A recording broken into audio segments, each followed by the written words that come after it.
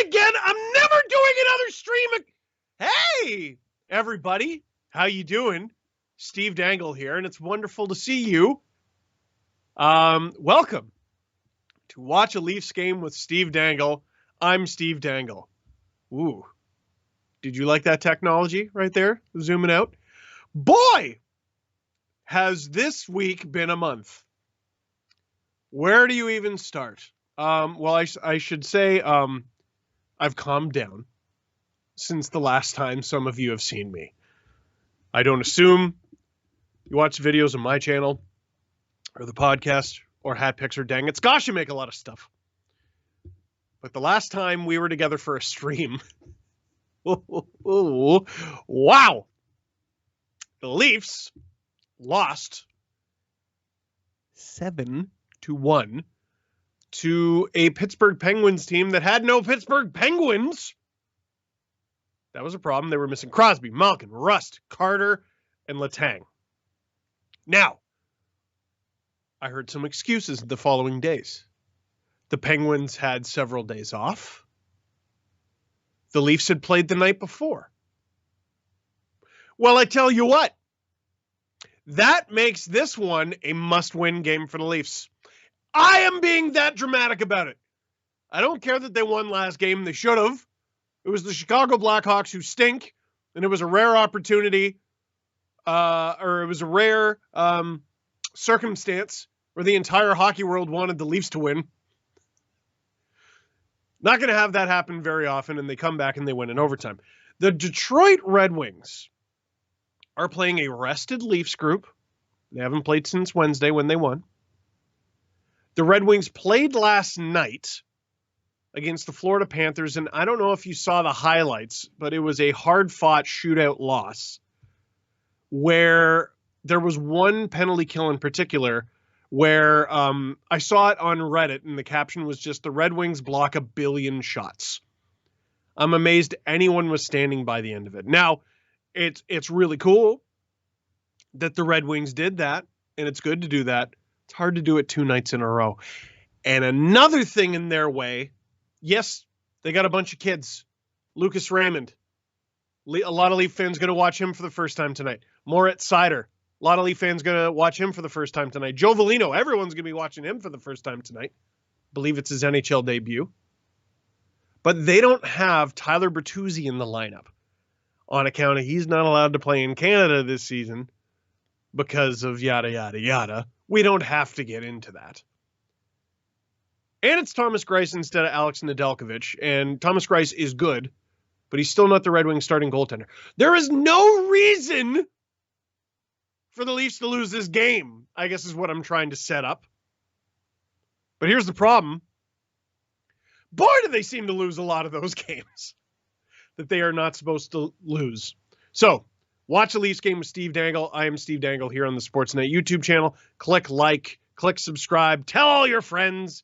Robert Malloy manning the chat ski.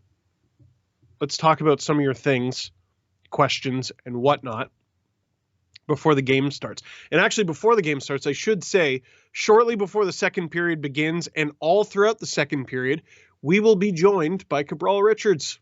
Cabby! Hey! He's going to join us, and we're going to watch a little hacky together. Justin, does Marner bury one? What's it going to take? I think it'd be good for Marner to bury one for Leafs fans.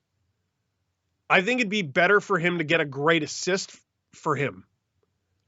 He genuinely enjoys setting guys up more than he likes scoring goals. One time he accidentally scored a goal when he was trying to set up Austin Matthews for a hat trick, and he swore. That's real. What's it going to take? I mean, the puck going in, for goodness sake. He, in the back half of that Chicago game, looked like Mitch Marner. So what'll it take for him to be Mitch Marner? He's not a bad player. He's just, been playing like one. Tyler, do the Leafs win the game? Tyler, were you here last week? What did you learn? Logan, all hat guy LFR. use Easter seals so I can oh, that's a note from Robert. So I promised.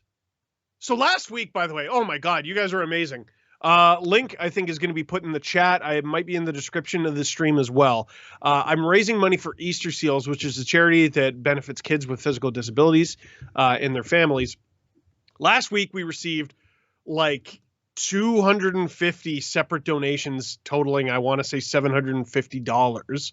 So if you would like, donate to my page. I'm raising money for my team, Rachel's Raiders, and all that money goes to Easter Seals through the Eric Lindros Celebrity Hockey Classic. If we get to $50,000 for me individually, I will allow Hat Guy, if you've watched my LFR videos, I will allow Hat Guy to do an entire LFR by himself. He thinks my job is so easy. If you get me to 50K, we'll find out. I think I'm around 16K right now.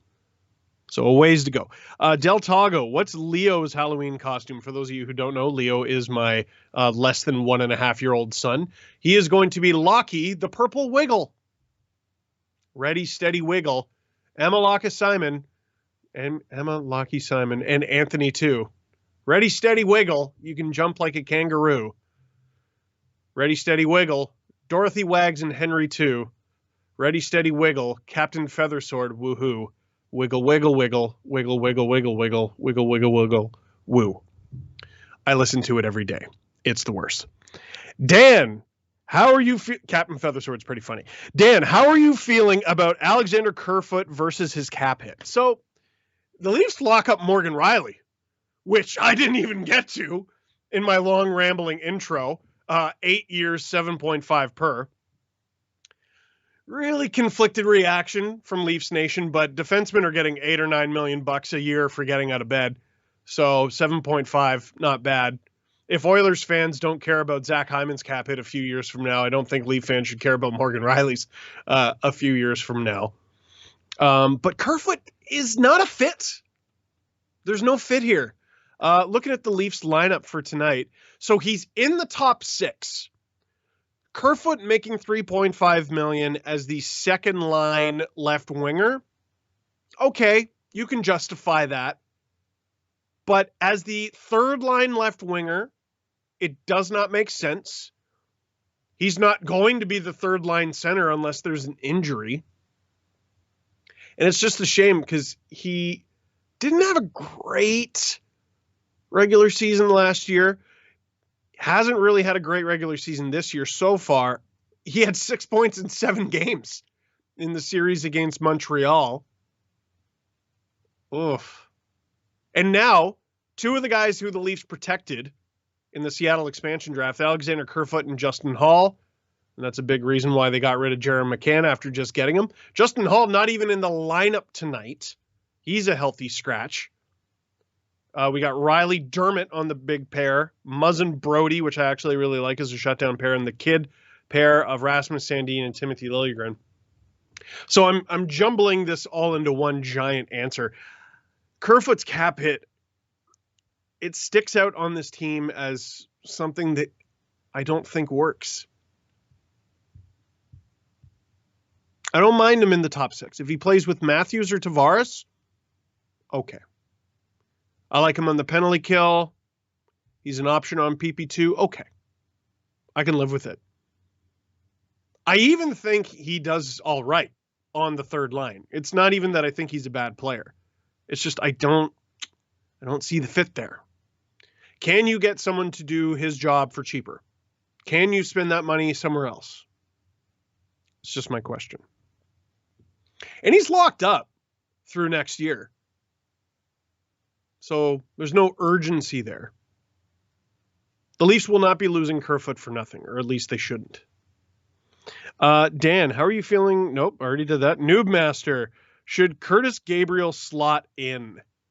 Well, I'm worried the Leafs are going to lose him to waivers too, somehow. They've already lost Adam Brooks to Montreal. They lost Michael Amadio to Vegas today.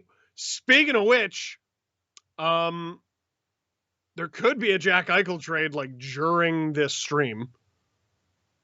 I don't think I'd be shocked. Where was I going with that? Should Curtis Gabriel slot in? I think he will. I genuinely do. I said before the season began, the Leafs did not get Curtis Gabriel to not play him. If a guy like Simmons were to go down with an injury, maybe Nick Ritchie. Jeff Merrick made a great point on 31 Thoughts during the offseason. The regular season is long emotionally. And sometimes you need that kind of guy in the lineup. Spartan, with Riley locked in, who is going to be on the trading block? We already sort of discussed that. The contracts that I just don't think fit. Kerfoot, Engvall has played well, but 1.25 per, that's tough. You know what contract doesn't fit right now is Nick Ritchie. It's not good that he was tried in the top 6. He was tried with Matthews. He was tried with Tavares. And then when it comes to the third line with Kempf and Kasha, I didn't even consider him. Because he's not a strong enough defensive player. He's certainly not fast enough. So you put Engvall there. So I don't know if I put Engvall in the block. I certainly wouldn't say no to a call. My trade block would have Kerfoot, Engvall, and I would not be shy about the potential of trading Justin Hall. Peter Mrazek revenge game, by the way. I know he's no longer with... I know he was with Carolina last year, but I think it's very interesting that his first game back from injury is against Detroit. Sophie, is Hall still a healthy scratch? Why? Well, did you see Matthews yelling at him last game? I'm going to add a little bit more drama to that, by the way. So Matthews was yelling at Justin Hall, and Justin Hall was playing poorly. And, so that's understandable. Tensions are running high with the Leafs. When I call this a must-win, I'm barely exaggerating based on how the early season has gone for the Toronto Maple Leafs. But Leafs Media Day was asking all the cheesy Media Day questions as we wait for puck drop here. I was asking all the cheesy Media Day questions, and I asked 8 Leafs who I spoke to, who has the biggest bromance on the team? A few guys said Nylander and Sandeen, but I was surprised how many guys said 2 players who I didn't even know were buds.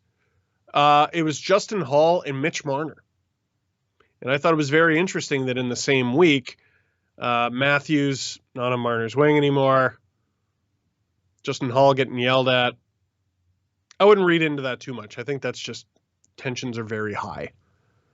We're about to drop the puck here in Toronto. We got Thomas Greiss in net for the Detroit Red Wings. Take a look at this record, 3-1-0 with a 9-17. I don't think Leaf fans should exactly be celebrating that Nedeljkovic has the night off. But again, the Red Wings played last night. The Leafs are at home. The Leafs are rested. No leading scorer in the lineup for the Detroit Red Wings. It would be inexcusable for the Leafs to lose this game. Let's see how this goes. Speaking of guys who need to play better, holy mackerel, Jake Muzzin.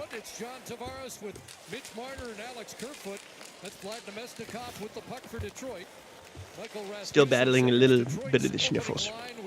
Former Toronto Marley, Sam Gagner, and here's Kerfoot looking to center. Marner took a whack. Let's get Kerfoot to score right after I trash him to start the game.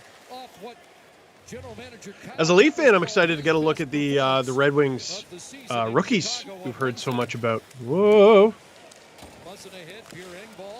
He's watched by Robbie Fabry at center ice. Kasha tries to get going. And now Danny DeKeyser.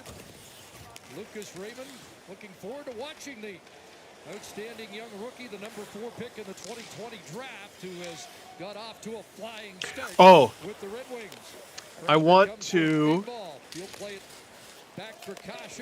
before we get to some more questions, I want to bother you. This is going to bother you.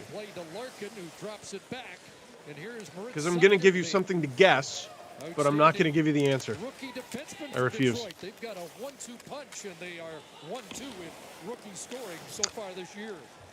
There is a Leaf, and this is your bonus for watch a Leafs game with Steve Dangle here on the Sportsnet YouTube channel. There is a Leaf with a secret nickname that we have never heard of. Oh, here we go. There's a Leaf with a secret nickname. The nickname is... Good stop by Mrazek. The nickname is Biscuit. I want the chat to guess who Biscuit is. And here's what's great. If you guess right, I'm not telling you. So now you will be bothered for the rest of the night trying to figure out who Biscuit is. Puck flipped out at center. Michael Bunting's on it. Nylander unable to get it deep on the backhand, but now I'll tell you how that came up. I asked all the players who's got your favorite nickname on the team, and Morgan Rielly just goes Biscuit. And then he sort of gives me this funny look. Oh, Michael Bunting! Oh, what a stop by Grice! Oh my goodness, did he get a piece of that on Matthews? What a stop! Oh, look out there, Rasmus. Look out there, buddy. I can't wait to see that replay. Holy.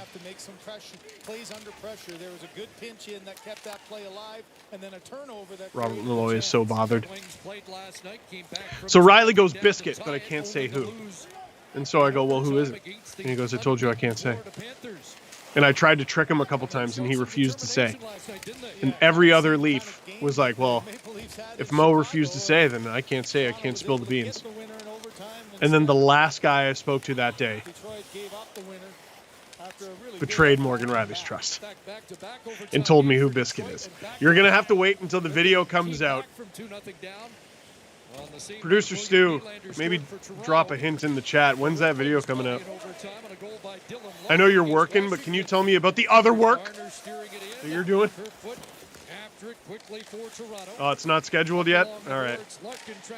Well, when it is, we will find out the secret of Biscuit. Or maybe we'll just never upload it and I'll never tell you. That could happen too. Sent down by Dylan Larkin. It's a different Detroit team. Since Dylan Larkin's rookie season, he's the only... Robert Malloy sent me 3 guesses. Engvall, Marner, Spezza. Are any of them right? Great question. Woody Woodpecker laugh. I don't know what that was. That was a neat little play by Mitch a minute ago. He's definitely playing a little bit more confident since that Tavares goal. Be nice for Morgan Rielly to get one at home after committing to that home for 8 more years. Good play by Kasha as we get a whistle here. Let's get back to your questions. Oh, are we going to see this Grice save? Yeah, let's take a look at this. Oh, sort of. Here's that Mitch play I was just talking about.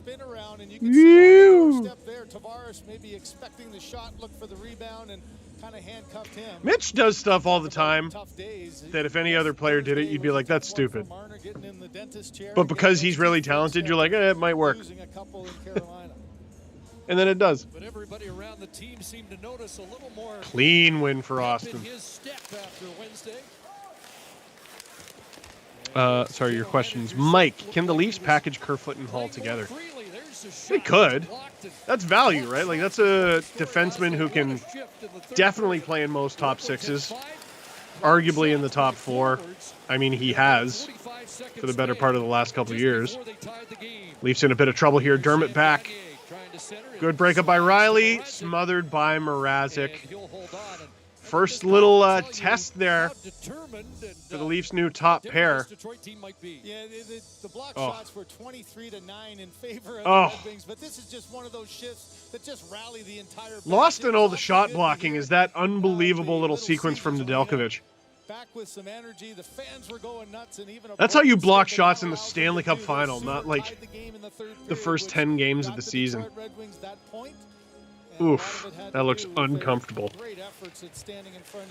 Yes, you can package Kerfoot and Hall together, but it's a lot of money, And it depends what the Leafs want back. Giovanni Smith comes out for Detroit wearing number 48 in the corner.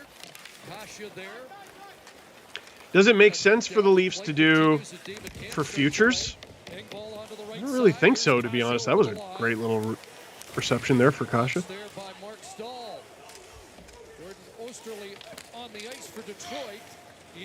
Hockey trades are difficult to make. And by that, I don't mean trades in the NHL. I mean, you're trading two guys for, I assume, two guys. Or two guys for one guy. The buying and selling deals, those are easy. You just establish your price and you stick to it. That's what the Sabres are doing right now. You know, for as poorly as they've handled this whole Eichel thing, they're about to make a deal with Vegas, who loves overpaying for everything. So they might come out of this all right. They did well with Ristolainen. He's got something going here. Liljegren!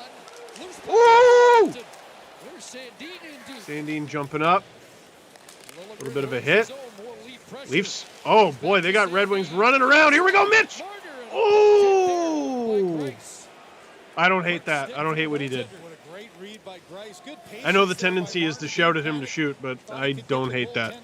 He was a sliver away from getting that through. Leafs hemming him in again. Here's that new top pair. What an opportunity for Travis Dermott, who I wasn't even convinced was going to make this team. I did not expect Hall to be the guy coming out. There's that Richie speed, man. That's a tough fit on this team. Get in there, buddy. Oh, boy. He swept along the boards and played past Richie and back. Nothing to show for it, but he doesn't gain a stride. I'm not sure how you use that guy. What's he doing? 2 years, 2.5? That's tough. Even if it's 2.5. Austin Matthews, who has scored 12 goals in 14 games against the Red Wings. Rasmussen sends it back in.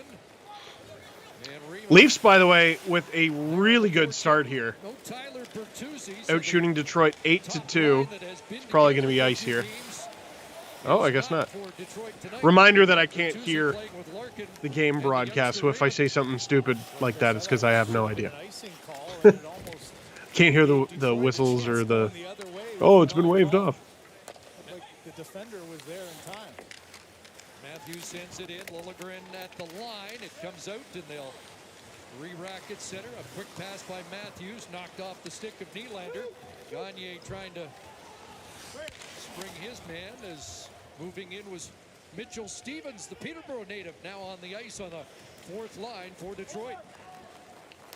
Tavares ahead. Marner and Kerfoot. There's that Mitch confidence. He's starting to make plays that you're used to seeing out of Mitch Marner. Oop. And around for Stevens, an outlet. I've liked the way Riley's playing tonight. Marner will bring it back in. Tried to hook the pass for Tavares, and Giovanni Smith was there. Smith, the former Mississauga Senator.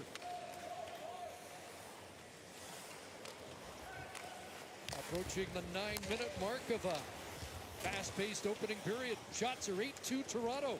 Here comes Leddy. The former Islander rolls it wide. Smith in the corner.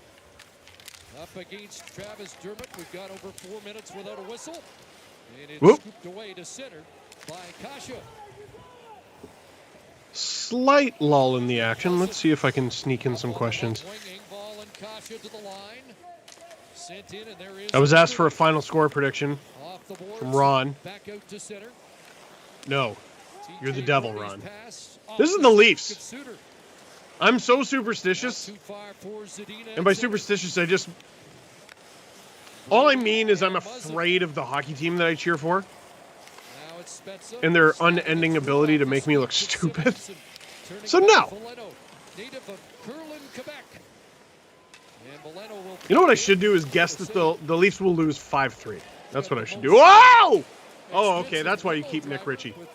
Oh, he wasn't even the one throwing that hit. Holy smokes, big fella. Here's Raymond trying to center it. It'll be spun by Larkin off the Oh, side of the net. watch out there, Peter. Still loose there. Oh, it's still loose, still loose. Where is it? Beat him up. A whistle to halt play. You're the fourth line. You can't let that happen. Get upset. Get upset. Mrazek with all kinds of bodies in front tried a couple of times Holy. to get this one under control. The play from behind. Did he just he tried the Michigan a little bit. Two good saves and finally. Oh, that's all we need. That's all we need is for someone on Detroit to do the Michigan. Because that's where Detroit is, you see. Steve Dangle here. Watch the Leafs game with Steve Dangle live on the Sportsnet YouTube channel. Let's get to some of your questions. Mubashir, Mrazek feelings. Is he back too soon? I mean, that's for the doctors to know, right? I assume he would not be back in this game if he didn't feel 100% comfortable. Because, like I said, it's his former team. It's early in the season. If you're not feeling yourself, if you're not ready, you're not going to want to play your former team because you'll stink and lose.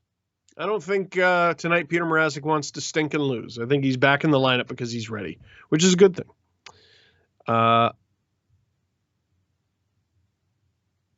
Extreme Gamer. Who will keep the victory streak going, Carolina or Florida? Ooh.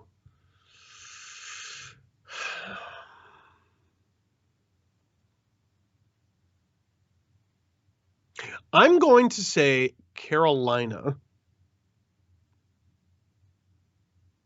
I'm going to say Carolina.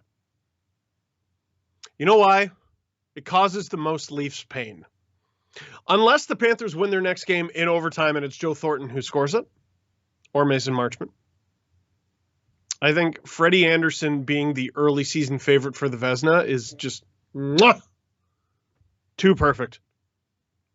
Kyle, how do we get producer Drew to make an LFR? I don't know. He just started doing football fantasy picks and everything. We did get him in front of the camera. He exists, I'm telling you. But to do a whole LFR, I don't know, buddy. That's a tall ask. We can barely get Hat Guy to do one. I don't know how we're going to get producer Drew. Sammy, do you have teams you love other than the Leafs? It's funny you asked me that tonight, Sammy. I don't love them anymore. But when I was a kid, the Red Wings were my second team. Ah! Leafs doing a great job of holding the offensive blue line tonight. That's tough for Willie there. He didn't know. And he gets the puck anyway. Wow! It was like a double. It was like a fake one-timer into a real one. I don't even know what to call that. Oh! Tricky little stop. Ooh, almost a rebound goal there for Dylan Larkin. Leafs now running around a little bit. They don't do well in these situations. This is the thing. They do a much better job defending through the neutral zone than they used to. But when they get to running around, they get into these little scramble situations. The other team can get 2 or 3 shots very fast. Matthews with the breakup behind the net. The Leafs break out. Tavares doesn't get all that shot. I think he got stick checked. Been a tremendous start for Tyler Bertuzzi, including a 4-goal game against the Tampa Bay Lightning. Jeff Blashill says he's an injured player. We've just got to move on. An opportunity for somebody else to step up. And did he hold the line? No, he didn't. Again, I can't hear the whistles. Chris Draper, who you may remember as a longtime Detroit Red Wing. He was also on Team Canada at the Olympics. He went to my elementary school, and I was in grade 2 when the Red Wings and Avs had their first blood feud series in '96, when the Avalanche won and Claude Lemieux hit Chris Draper from behind. When Draper recovered enough, he came to my school. He came to my elementary school, and I found a Chris Draper card in a pack of cards, and I brought it to school, and we put it on the wall of fame with a thumbtack. I'll never forgive the principal for that. But they put it on the Wall of Fame with a thumbtack. And what he did was he photocopied that hockey card. Like, he comes up to me in my class. The teacher points at me. I'm like, what do I do? The principal comes up to me. He's like, where's your Chris Draper card? And I'm like, it's on the Wall of Fame. So we take it off the Wall of Fame. We photocopy it like 100 times. So every kid in my grade has an autographed Chris Draper card because of my card on the Wall of Fame. I would love to see if anyone still has theirs. I know there's like 100 out there. I still have mine. I think I still have the original card, actually, and you can see the outline of an autograph on it. I think he either traced it or tried to sign with like a ballpoint pen or something. I don't know. I got the card back, though. Oh, and then the next year, when they won the Stanley Cup, the beginning of their back-to-back Stanley Cups, the Leafs were actually kind of bad at the time. So it was actually a good time to have a second team because the Leafs weren't really worth cheering for. So I was like, Detroit. And I would get there's a picture of me somewhere at like some local fair, and I got the Red Wings logo painted on my face. I had a Red Wings hat. I had a Red Wings championship hat. I know I'm Mr. Leafs guy, but when I was a kid, because of Chris Draper, I loved the Red Wings. And that was a PsyOps thing from my grade 2 teacher, Mr. Cody, because he taught Chris Draper, and he talked a big game about him. And I think the reason he did that is he knew we were a class full of Leafs fans, and Mr. Cody was a Habs fan. So he thought, all right, as long as I can get fewer Leaf fans in here, I've done my work. Good stick from JT. Can't swipe it. Oh. How good's Timoth looked? There's a nice pass. If you're him, you got to know. Like, Liljegren and Dermott have to have the best games of their... Whoops. They have to have the best games of their lives tonight, basically. On defense and not just the blue line in yesterday's practice, as Sheldon Keefe talking about shoring it up. Omaha, do these teams have the best jerseys? Honestly, it's one of the most visually pleasing combos in the league. I was going to say it'd be nice if Detroit wore their Reds, but I don't know. I like the Detroit white jersey too. Was the case through most of the preseason, so there is some familiarity. And now Riley heading to the bench after giving it to Muzzin. Detroit's really catching up there in the shot counter. Matthews still out there. He'll swing it back. Bit of a reverse of a lot of games this season. Toronto with the hot start and then fizzling a little bit. Gamer, is Detroit a cup contender team? No, but they have what it takes to be one in not as long as people think. Honestly, they got some really, really talented young guys. They got goaltending. Woo! They got a little bit of toughness, a little bit of experience, and obviously you'll get more. Oh, stopped by Peter Mrazek. Oh, Gavani Smith, always looking to go someone. I want Pierre Engvall to fight so bad because you can tell he wants a little bit more ownership of an agitator role. Gavani Smith, no, not him. Someone else. Fight someone else there, Pierre. I don't think you want him to be your first NHL fight. Watch the Leafs game with Steve Dangle. I'm Steve Dangle here on the Sportsnet YouTube channel. Click like, click subscribe, tell all your friends. Tony, where does Riley rank in the current group of defense in Toronto? 1?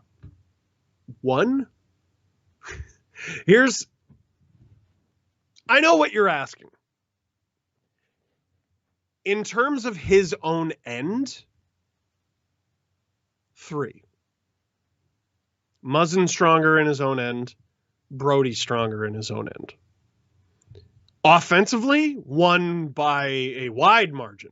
Wide margin. That could be Sandeen one day. Riley has an elite talent that not a lot of people have. I think you're expecting me to say Muzzin. Muzzin is not the best defenseman the Leafs have, but he is the least replaceable, if that makes sense. If Morgan Riley were to go down, like I'm talking to you about a guy with elite offensive talent who is a little suspect in his own end. Well, you could replace him with Rasmus Sandeen, who fits that description pretty well. But how many big, like 215, 220 pound, 6'3", Stanley Cup champion, hard hitting dudes with enormous beards who can also bomb the thing do the Leafs have? How many of them they got in the minors? Looks like Steve Yzerman's crew is starting to turn the corner. Brody gets hurt. So many good young players, and especially it's not good. I think they can figure it out. Riley gets hurt. It's not good. They can figure it out. Muzzin gets hurt. Oh boy. It's over, kids. Sandeen and Liljegren helps out. Jacob Branagh is out with a shoulder.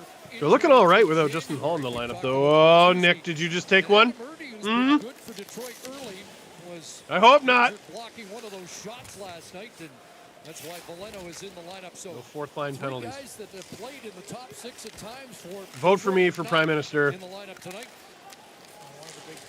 And I promise no fourth line penalties ever. I will outlaw them. You cannot get a penalty if you're on the fourth line.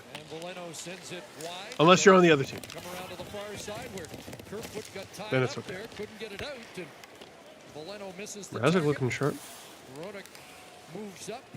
Whoop. What happened there, Mitch? Give him some help. Trying to get away from the checking of Stevens, and now the Leafs will look up ice. Under 5 remaining here in the opening. See, they're starting to do, like, that's a low percentage play. I get what they're trying to do, but the chance of that succeeding is really low percentage.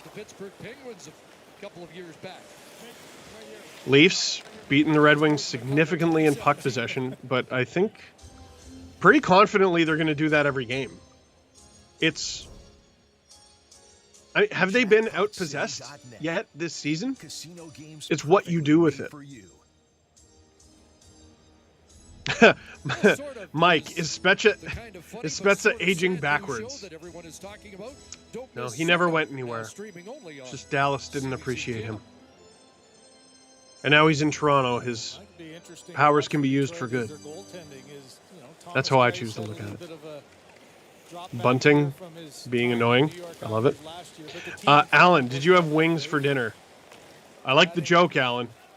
And I will tell you, the first Leaf game I ever went to, February 5th, 1994. And I wanted to bring a sign, so my dad helped me make one. And by that I mean he made one. I drew something really poorly on it. The sign said something I didn't understand when I was 5 years old. It was "Pluck the Red Wings." And when I was a kid, I was like, what's pluck? I'd never heard that word. He's like, oh, it's like how it's like pulling feathers out. And I went, oh, okay. That's funny. And then one day when I was a teenager, I found the sign in my closet and I went, wait a minute. You made your tiny child hold this? Oh, thanks, Stripes. Leaves it for Riley and heads to the Leaf bench. Travis Dermott advances, red line and in. Around it goes. Mark Stahl takes a look, and on coming was Kasha to take it away from an angle. Oh! Right on goal. Muzzin fires it right on. That was a fun little shot from Kasha. That caught Grice off guard. I didn't know that was coming. Now at the side of the net, and Stahl has to send it away from an uncharging David Kemp. Brody off the boards, and now Kemp will wind it up. Almost got the rebound, too. Ahead just out of the reach of Kasha. Kasha has really struggled at times, and he really complains a lot. But he has at least one.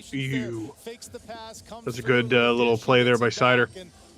He has Kasha has like one play per game where you're just like, oh, this guy's ready to break out.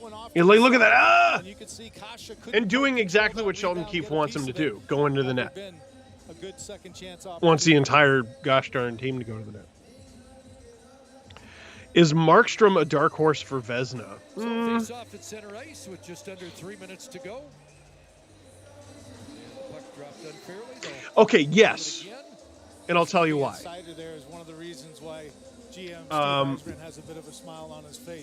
People thought Carolina was going to be good. Swedish defenseman, highest pick that Calgary was really bad last year. Ooh, awkward there. Calgary was really bad last year, and this year, I think most people think they were going to be a bit better, but how significantly better. Great play from the kid pair. Keep it up. Keep it up. So, anyway, if Markstrom plays well and Calgary overachieves, he could absolutely be in the Vezina conversation. And for anyone rolling their eyes, remember the question. The question is not who do you think the best goalie is. It's could he be in the Vezina conversation. And let's not forget the last time Markstrom was in the Vezina conversation. Overachieving with a bad Canucks team. Whoa! I thought Kerfoot scored there. Thomas Greiss off Alex Kerfoot. Sam Gagner plays it back towards the Kaiser. Leafs trying to hem the Red Wings in. And Sider gets control of it. We're not going to watch the stick there. Off the boards and down the ice. And that's icing again. Get in there, Jakey. Well, we talked about the different deep pairings, and if you're going to get an James, have you trained for the Celebrity Hockey Classic yet? No. Here's a great example of it. My training is raising money, so please donate to Easter Seals. We have 2 donations. John donated. Thank you very much, John. And we have producer VO. Bouncing a little bit too much that Tavares wasn't able to get a handle on. Thank you, producer VO. And John. John Marston. Sam's dad, Dave, a former Toronto Maple Leaf, is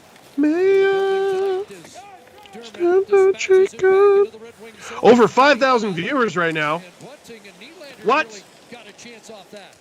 Watching me sing Red Dead Redemption 2? About the wrong character because that's Arthur's song and not John's? What? Back. Here comes Larkin in the final minute. Larkin stopped by Mrazek. Mrazek's been sharp. The Red Wings are doing a decent job at spreading the Leafs out, and they got a little bit of room here. Gobbled up by Mrazek. That's good. That's good. Well, new city, new job, new life. The Leafs, after looking pretty dominant to start the period, the Red Wings are pushing back. It's actually a pretty good little hockey game. But again, remember what I said. The Leafs have to win this game for a wide variety of reasons. The Red Wings are the tired team. They played last night. The Leafs have had days off. They're the younger team. They're the team that's frankly not expected to do that well. They're missing their top scorer in Tyler Bertuzzi. Whoa! There's Kasha again. Nice little play there from Engvall. Still 36 and a half seconds to go. A lot can happen. You know that if you watched my most recent Dang It's video. Oilers tied the game. Can't remember who they were playing. Philadelphia? They tied the game with like 20 seconds to go in the period. And they were losing before the period was done. Controlled by Detroit. Larkin Red Wings are the ones who break out with it. After it, chopped away from him, and Tavares off the quick hands from Tavares, and here comes Mitch. Here's Marner inside the line. Deeper for Tavares. Back to the line for Brody. Oh. Got Marner with him, but it goes to Muzzin. Hey! Who got that? I saw Jake Muzzin took the shot. Don't worry, producer Stu. I just yelled at you, but I heard what you said. I will let everyone know after I let them know that the Leafs are winning. What did I tell you? What did I tell you? Lots of time left in the period, everybody. Lots of time. John Tavares working it back to the point. TJ Brody over to Jake Muzzin. I wonder if Detroit's going to look at this for goalie interference, but I thought that contact was late. There's Muzzin, and Tavares did bump Thomas Greiss, but it was afterward. Jake Muzzin, haven't seen that in a minute. 13.4 seconds to go in the first period. The Leafs take the 1-0 lead against the Detroit Red Wings. That is the second false start off a face-off. So, I should tell you, first intermission, I'm going to be leaving for a quick break, but we are going to have some entertainment. We're going to play a video. It's me versus David Ayres. David Ayres and I got together on Jeff Merrick's backdoor rink, our outside rink, backyard rink. Holy cow. He taught me how to play goalie. Folks, I did not do well. Are they about to review this? Or are they adding time back on the clock? The shutdown is where you get calm and you know that you can really make your I guess it was just time. To have a rocky start there is one that you got to settle yourself down and get back to playing the way you know how. Muzzin's first of the year. Brody gets his first point of the There you season go. as well. There you go. And the Leafs head to intermission up 1-0, getting to feel pretty good about themselves. Overall, a really good period from a team that should have had one. Gosh darn it. Leafs on home ice against the tired Red Wings. Gotta win this game and build off of their win on Wednesday. So, we're going to leave a little early for this intermission, and when I come back, we'll get to some of your questions. But also, we're going to have Cabby, we're going to have Cabral Richards on with us during the second period. And before that, me versus David Ayres. David Ayres teaching me how to play goalie. This is the Sportsnet YouTube channel. You're watching Watch a Leafs Game with Steve Dangle. Click like, click subscribe, tell all your friends. Enjoy the entertainment, folks. This is going to go so poorly. Best goalie of all time.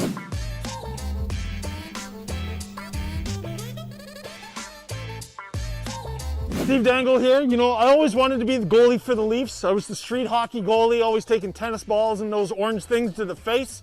But now I'm going to learn how to play goalie for real from David Ayres. Can you teach me? I'll try.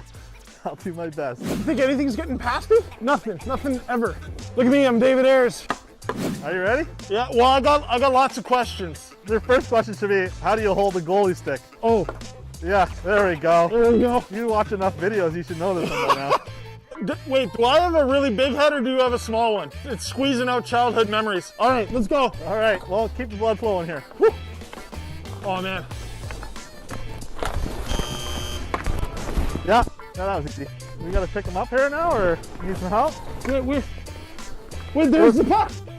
Yeah. Oh, that never went in there. So here's a helpful hint. We don't do snow angels. Snow angels, bad. Well, I grew up watching Dominic Hasek. We did it all the time. Gotcha! In Oates! Almost rebound! It stayed out! Hasek with a miraculous save! Do you believe? Oh. All right, first time's lucky there, kid. Okay, let's go. Ah! Oh, I am the best winner! Yeah! It's crazy how hard you were trying too. I know. All right, took down a little bit easier on you now. You know, I'm warmed up. You seem to be warmed up. Your vocal cords are warmed up. Let's see what happens here. This is easy. You just cut off the angle on him. And then, You know. Did he miss it? No, you missed it. Get the camera out of there. If I score one more goal, I've already tied you. Oh, I don't know about that. So maybe we hold our stick a little bit lower. No, lower. No. Wait, on Yeah.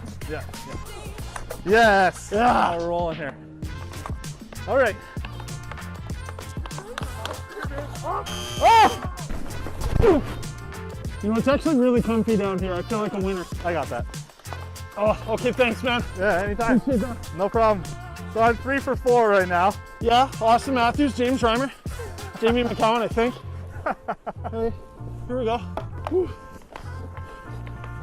I'm playing mind games right now. Wow. That's another one. Open your glove a little bit. Oh, That's what you want to do. keep it up. I gotta be a spider like Ben Scrivens. He plays like this. I'm tired standing here. I want to see you go in the butterfly without falling on your stomach. Okay. All right? I mean, what if falling on my stomach will stop you? Hasn't yet. Okay, fair enough. Come on out a little bit. You want me to challenge? Yep, right there. Can you skate backwards or are you good? I mean, I can kind of drift. Perfect. That's all you need. There we go. Drift. Get that drift going. Oh! Almost. Almost. Oh, it touched you. Ah, Charlie! Another tip to being a goalie, stay hydrated. Oh my God. 5 for 6 right now. Come on, Dave. Like, I'm doing what you're doing, but like, you got to be a bit more like me. Like, you got to be like, oh, you should have had that. Oh, okay. All right. 5-hole again. Oh, that went in. Went in. Oh, okay. Yeah, it went in. Yes. Jeez.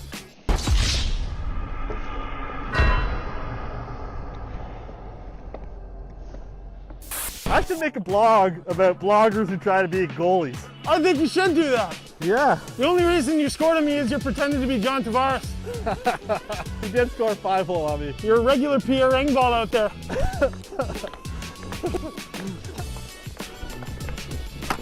Oh! Stacks the pads too. Where's the rebound? Oh, rebound? Okay, here we go. Woo! You're the one save wonder on that one. It's crazy to me the goalies have to do this like 30 times a game. Try doing it in practice 300 times. No. Huh? Are you good? Okay. You're not good. Okay. All right, that's a good butterfly right there. You're not going to stop anything that way. Let's get that flipped up. Okay, Oh. There we go. Oh my God. How do you even do that? How do you get into this position? That's unbelievable. You're a freak of nature. You all right? No. There you go. There, that's the style right there. Stick on the ice. Boom. How do you concentrate on so many things all at once? I'm not sure how you're going to do it, but us trained goalies do it fairly well. 2 more. Is that it? 2 more. I can do this all day. All right. You ready?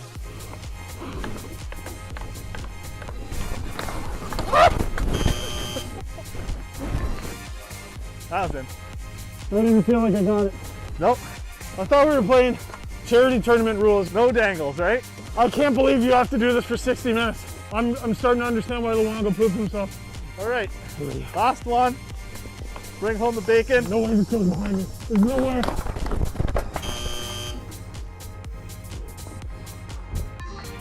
You okay in there? I guess I'm not bad for a 42-year-old Zamboni driver, eh? I'm sorry. That was a while ago. So that is it for this one and most of my ligaments. Thank you very much for watching. Click like if you like this video. Click subscribe if you really liked it. Tell all your friends. Hey, people don't forget. People don't forget. Oh my goodness! That's the weirdest goal I've seen. Oh, baby.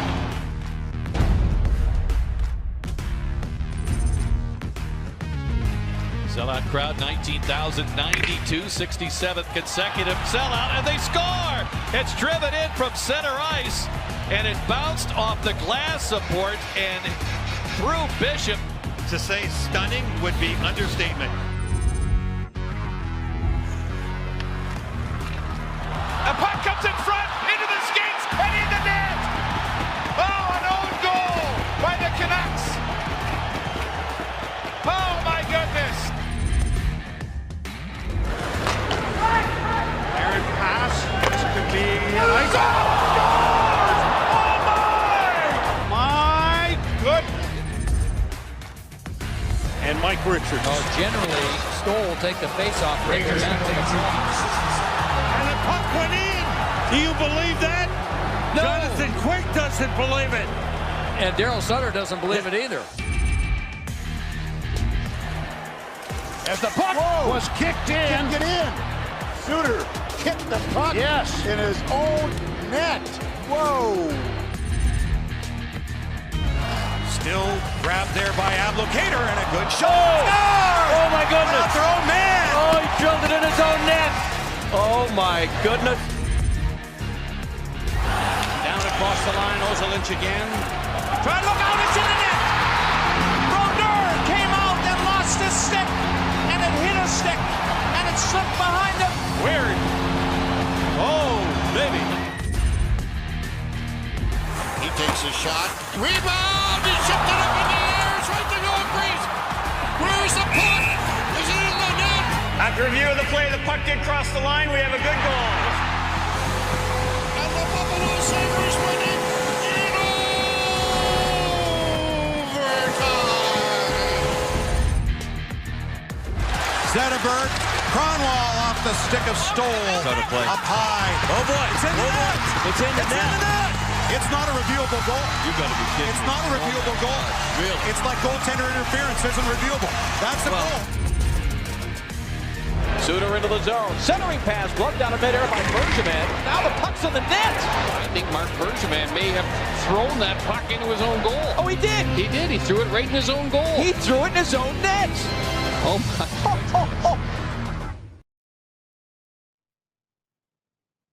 Welcome back to Watch a Leafs Game with Steve Dangle. Woo! I'm Steve Dangle here on the Sportsnet YouTube channel. And joining us, we got Cabby. We got the executive producer of Sportsnet betting content. How do I let me tell you something. I don't think I have a title. How do you get a title that good? Ooh, negotiation, my friend. Like you are an enthusiast. You are an ambassador of fun. You lead an army so that you could be like the general of fun, or like the army of Leafs, the general of Leafs Nation, I think is a pretty badass title. No? I like that. I'm down with that. I could definitely do that. Captain of the Leafs Nation? No, I don't want to get too cocky. Like this is the thing all my friends like always remind me of. They're like, you don't play for the team, right? Like, you like, that's why last year when George Armstrong passed away, I was like, you know what? It's time for me to retire 10. That no Leafs are allowed to wear it. Why do I get to wear it? So I changed to 20. Then Nick Ritchie was disrespectful, took my number 20.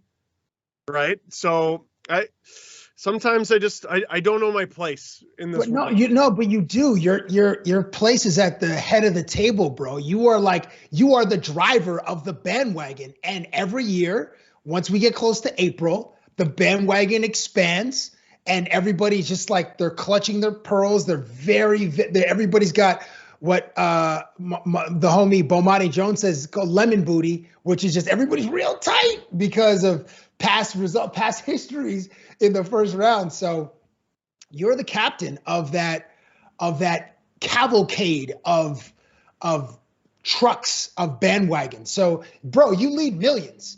And I'm here to say that I'm on the opposite side than you tonight. I'm on Detroit's side with all my plays. And listen, I know I'm a guest in your house, and I hope it's not disrespectful that I'm coming into your house and I'm stomping on your white couch, stomp your couch with my Detroit affinity tonight. But that's what's happening.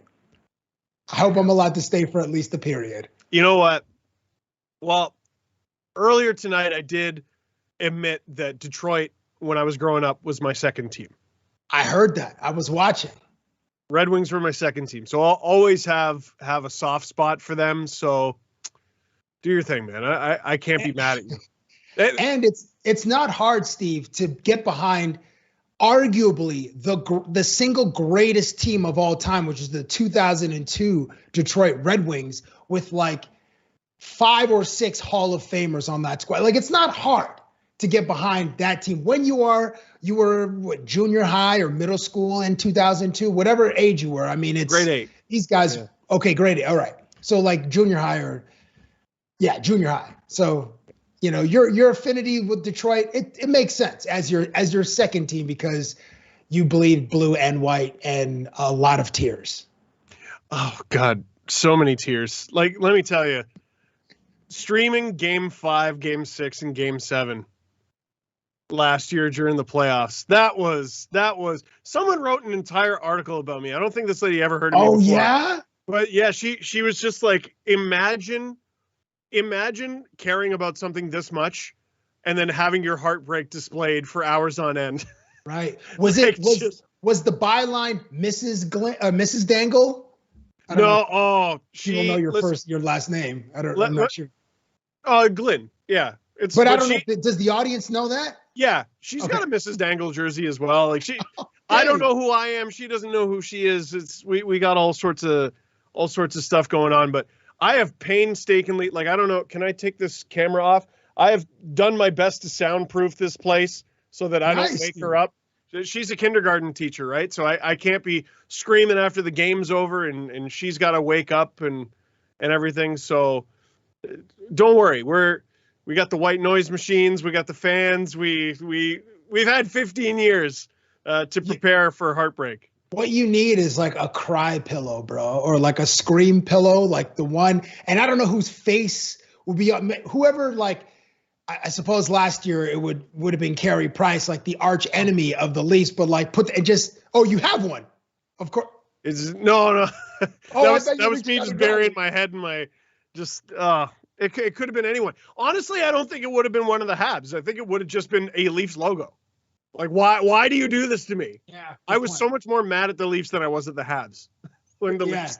Well, I mean, up 3-1. I mean, it's hard. I mean, Carey was incredible. But hey, I like your energy tonight, bro. Like you seem to have like, I watched the stream with the Penguins when they just slapped Toronto 7-1 last week, or was it last Saturday? Last week, yeah. Yeah. And, obviously, you were down in the dumps. But tonight it's like you have like Marner's energy tonight and his confidence. Like things are going to turn around for you tonight, my G. I mean, I hope not because I have money on the Red Wings. But for this, I hope things turn around. Me and Mitch are a lot alike. We have high energy. We love the Leafs. We grew up loving the Leafs. And I think we also kind of hate them. And we let them ruin our mood. You know what I mean? Like Mitch is the embodiment of fun. And this season he has played with none of it.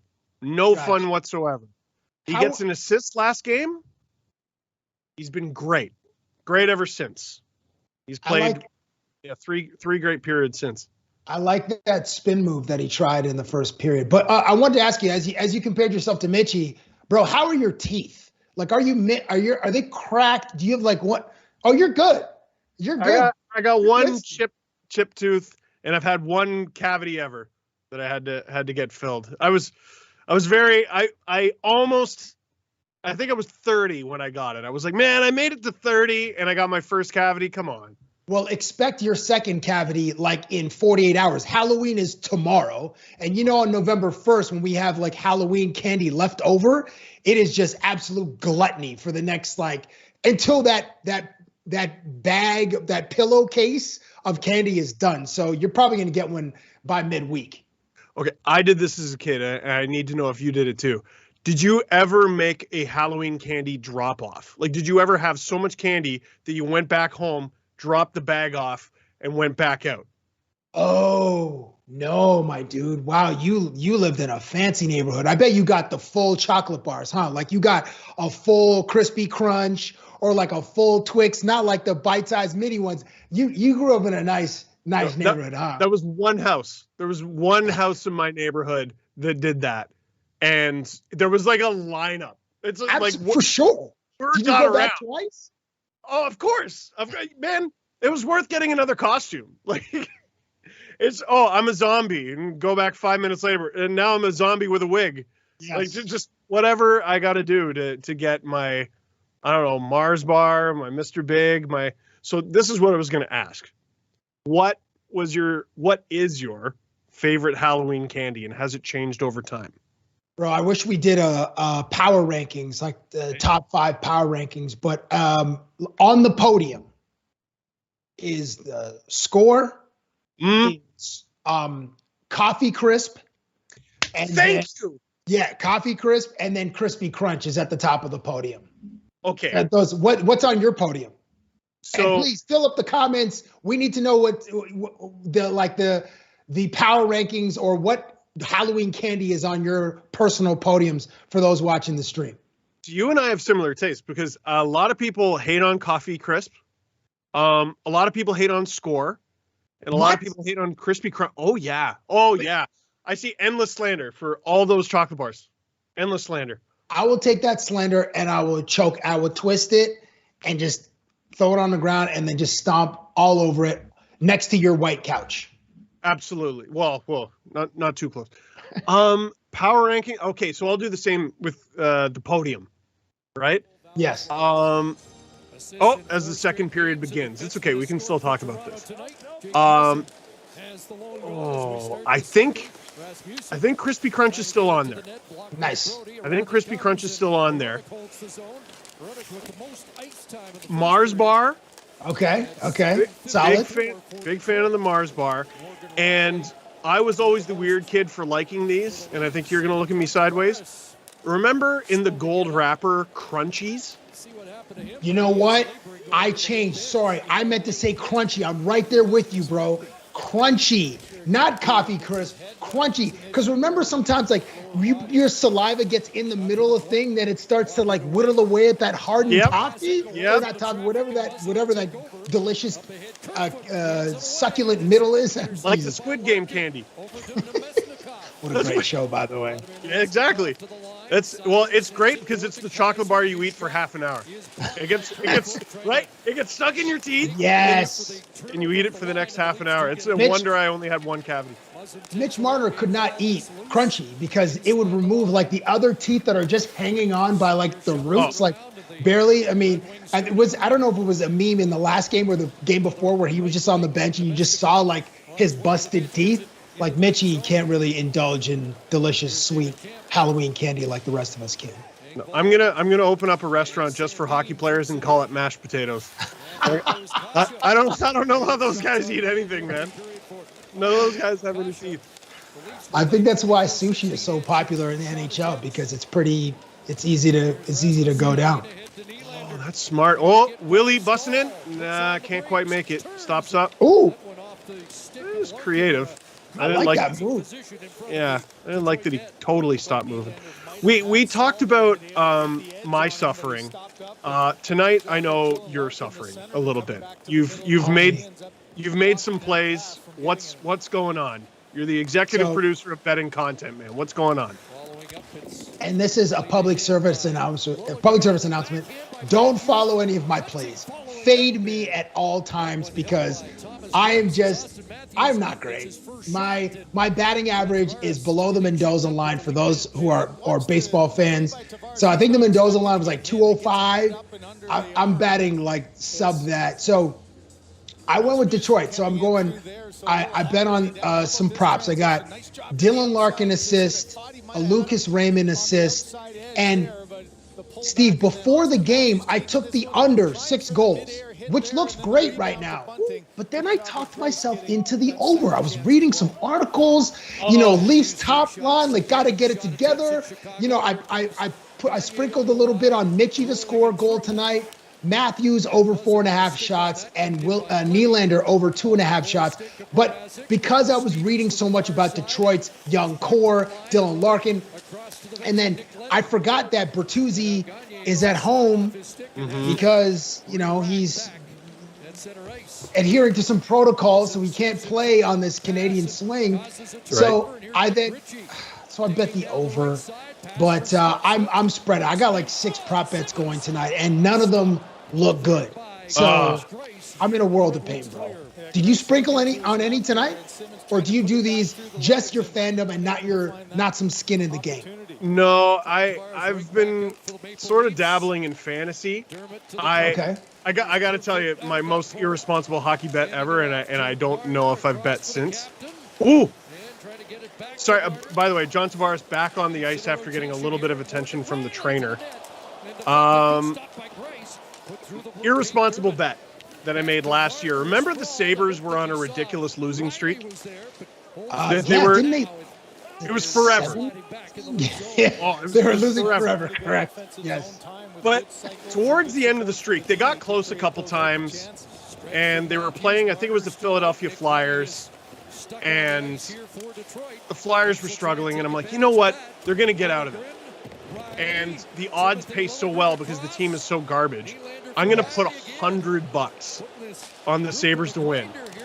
And if I remember correct, Sabres were up 3-0 and blew it. That's a punch in the chest. That is a gut punch from the Incredible Hulk. Did they lose like 4-3 in the third period or something, or just did the doors get blown off like 6-3? I don't remember exactly how the game played out, but it was a very close game by the end of it. And I just felt, I was so sad.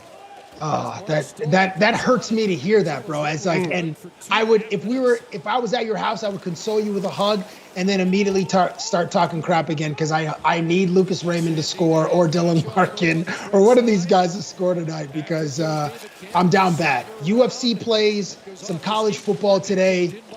Steve, I might have to tap you and your debit card or e-transfer in like 45 minutes if things are continuing to spiral downward, my friend.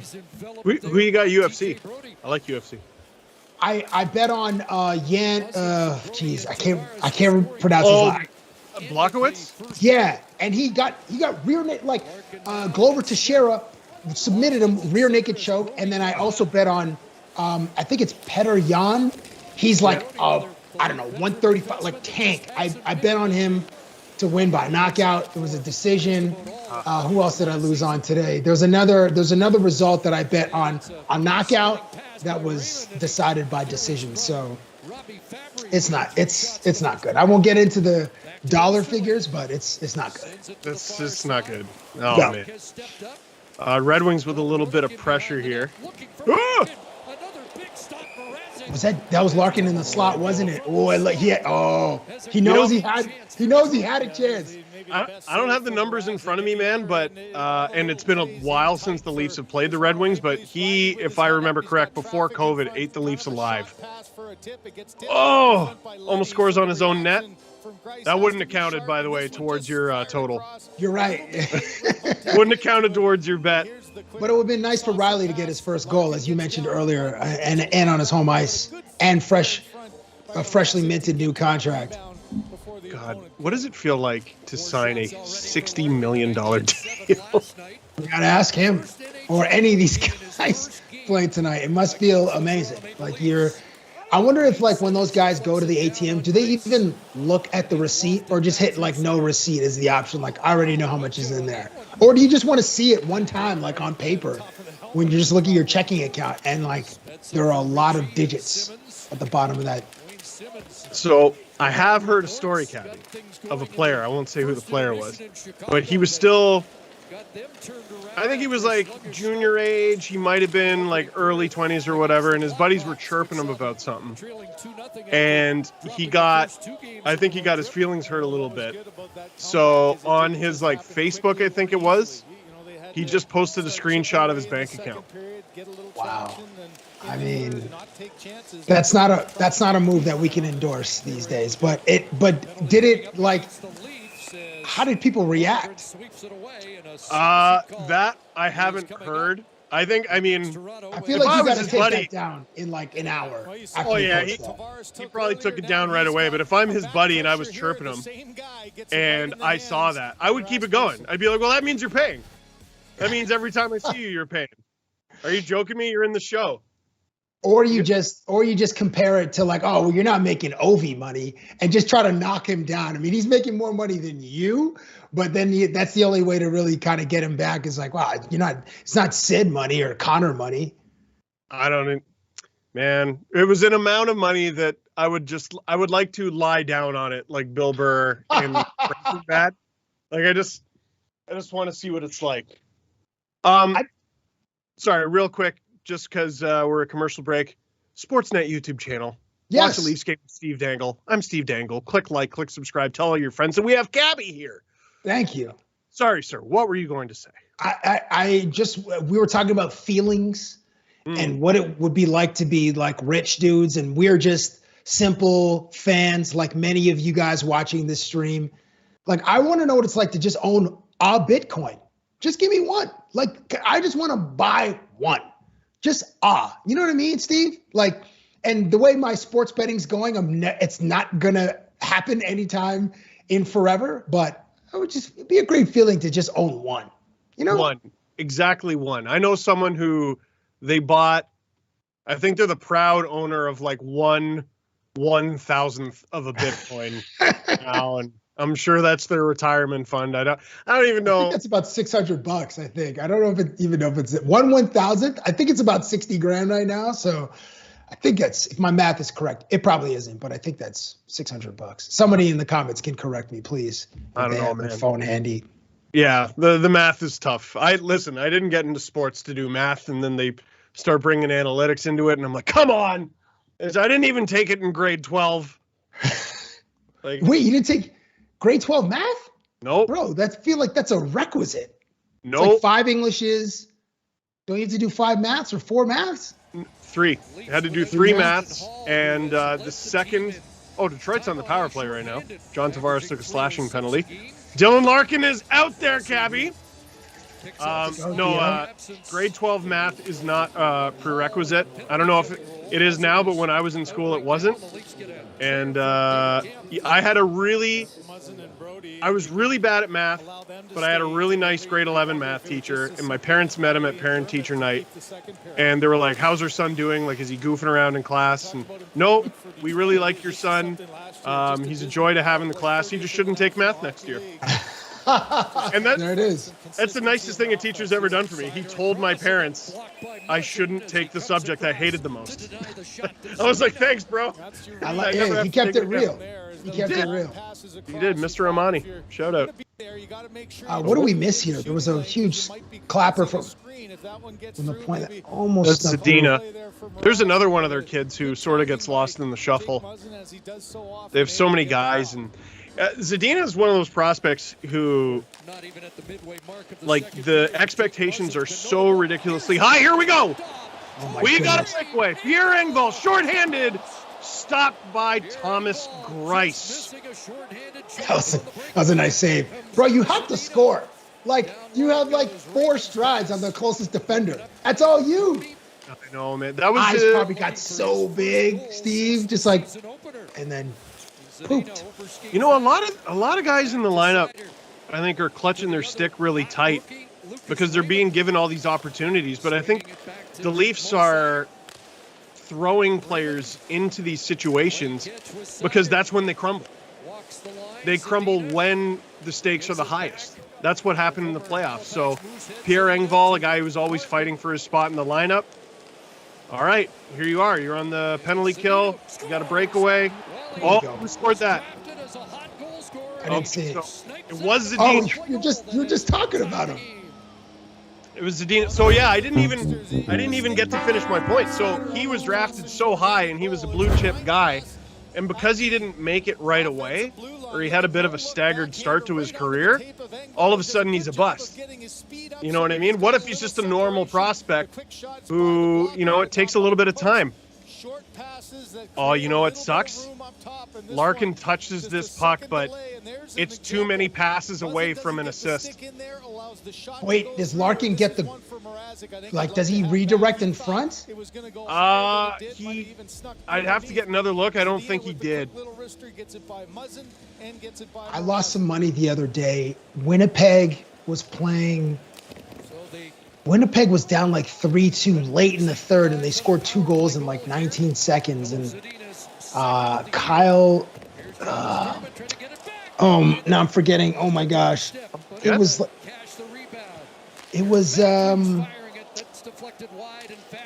Stastny. I bet on Stastny to score, and it was redirected in front. So I lost that bet because he didn't get credit for the goal. It went to one of his teammates. But I don't know.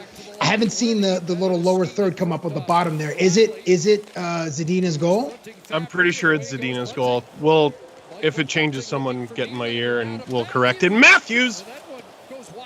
Oh, those have been money in the bank for so long. He's got to, when he finds his touch, you're going to know. His feet are obviously there.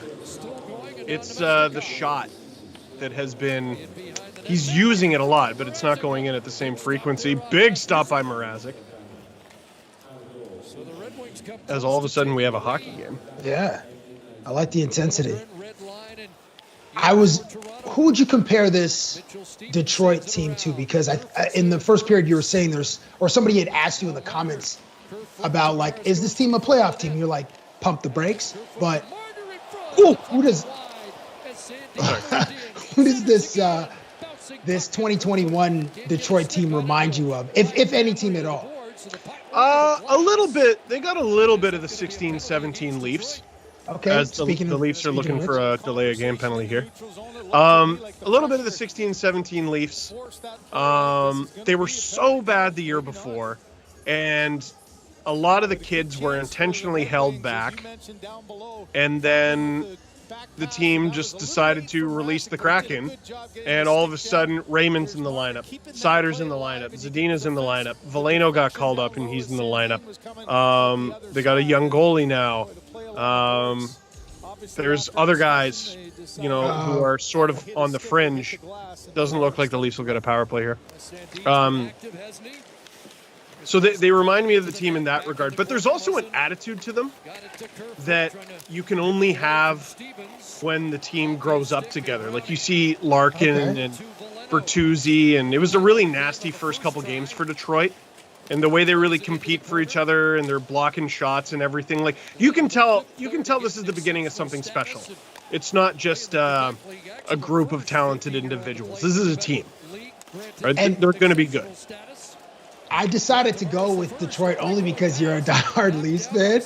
So I'm like now reading about like the Yzer plan, and young dudes like Lucas Raymond and Mo Seider are roommates. And Mo Seider was Dylan Larkin's roommate a couple of years ago. I'm like, okay, this might be the time to jump on board a young squad with great talent, like jumping on board Chicago in like 2008 when Kane and Taves sort of arrived, and then they became, then they had that run.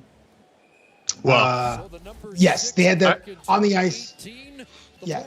Yada, yada, yada. How do we even talk about Chicago now? Like, can we, like, it's just very difficult, right? I mean, things happen, but in a hockey sense, jumping on board of like with those young guys back then, Yeah, I know exactly what you mean, and I hate that like you have to preface it, and I hate that Elliot Friedman made a great point today on the 32 Thoughts podcast. Like this is year 8 of the 12 years Rogers NHL rights deal.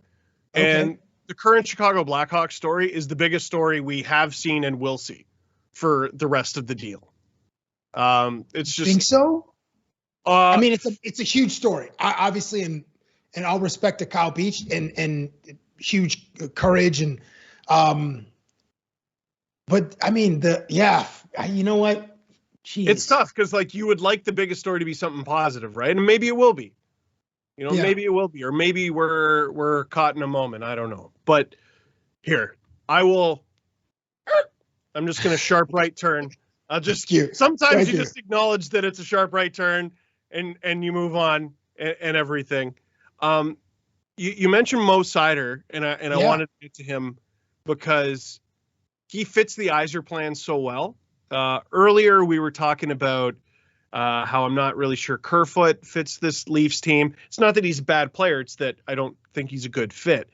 Mo Seider, I think, fits what the Detroit Red Wings are trying to do perfectly, because it's not just that he's a really skilled player, because people think of those Red Wings teams you were talking about, the mid to late 90s, the early 2000s.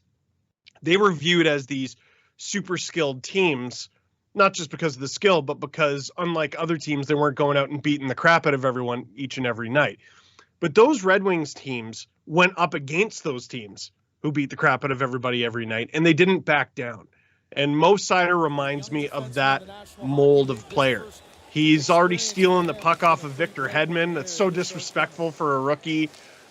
He was lighting guys up with huge open ice hits over in Europe, and it's only a matter of time before he really starts doing that here. I think he's already sent someone into a bench. I'm telling you, man. Maybe I love that. Larkin. Maybe it should have been Seider that you put some money on tonight. Maybe I do. Yeah, I do have Yeah, you're right. You know, the book that I used, it wasn't available. I wanted to lock in a sider, at least an assist prop. But that's high praise, man. That's awesome. I know he's like, there are very few rookies that reach that 40-point plateau in their rookie season. I think Ekblad's one of those that did. But there's a lot of excitement, what I've been reading from the Detroit fan base about this young core, and he's definitely one of the pillars of the future for that squad. I'm excited for Red Wings fans, man, because they were good sports through the bad years. Here's your boy. Here's your boy. Oh. Oh. Here we go. Yeah. I'm happy for Red Wings fans because they were good soldiers, and they were very patient, and they paid a lot of attention to Grand Rapids, and now they finally get to. Oh, you almost had one. Oh my goodness, there's a nice little redirect in the front, bro. You almost had it. Anyway, now they're getting to enjoy this team as what they thought it would be. That was a great opportunity. Is that Matthews right there? I don't know what you put money on Matthews. I did on shots. I put over 4.5 shots because I think the last game, the Chicago game, he had like 7, and the game before he had like 5. So I was like, okay, yeah, I know he's hungry to get some goals, and he's got the green light to just unload when he wants. So yeah, he's struggled with the scoring, but he's money in the bank for the shots. Yeah, always take the over. Yeah, this is the Matthews we were seeing a little bit more last season, bumping guys off the pucks. Like, he's one of those players who, for the first little bit of his career, he needed to be reminded that he's 6'3", over 200 pounds. You know what I mean? And now he just sort of. Is Austin that tall? Oh yeah, he's big. He's real big. Last time I saw him, we were at I think we went to a Warriors game. Not together, but I saw him at the Warriors game, and I don't remember him being that tall, but I mean, on skates, the guy probably looks like he's 6'5". Imagine how big Zdeno Chara looks on skates.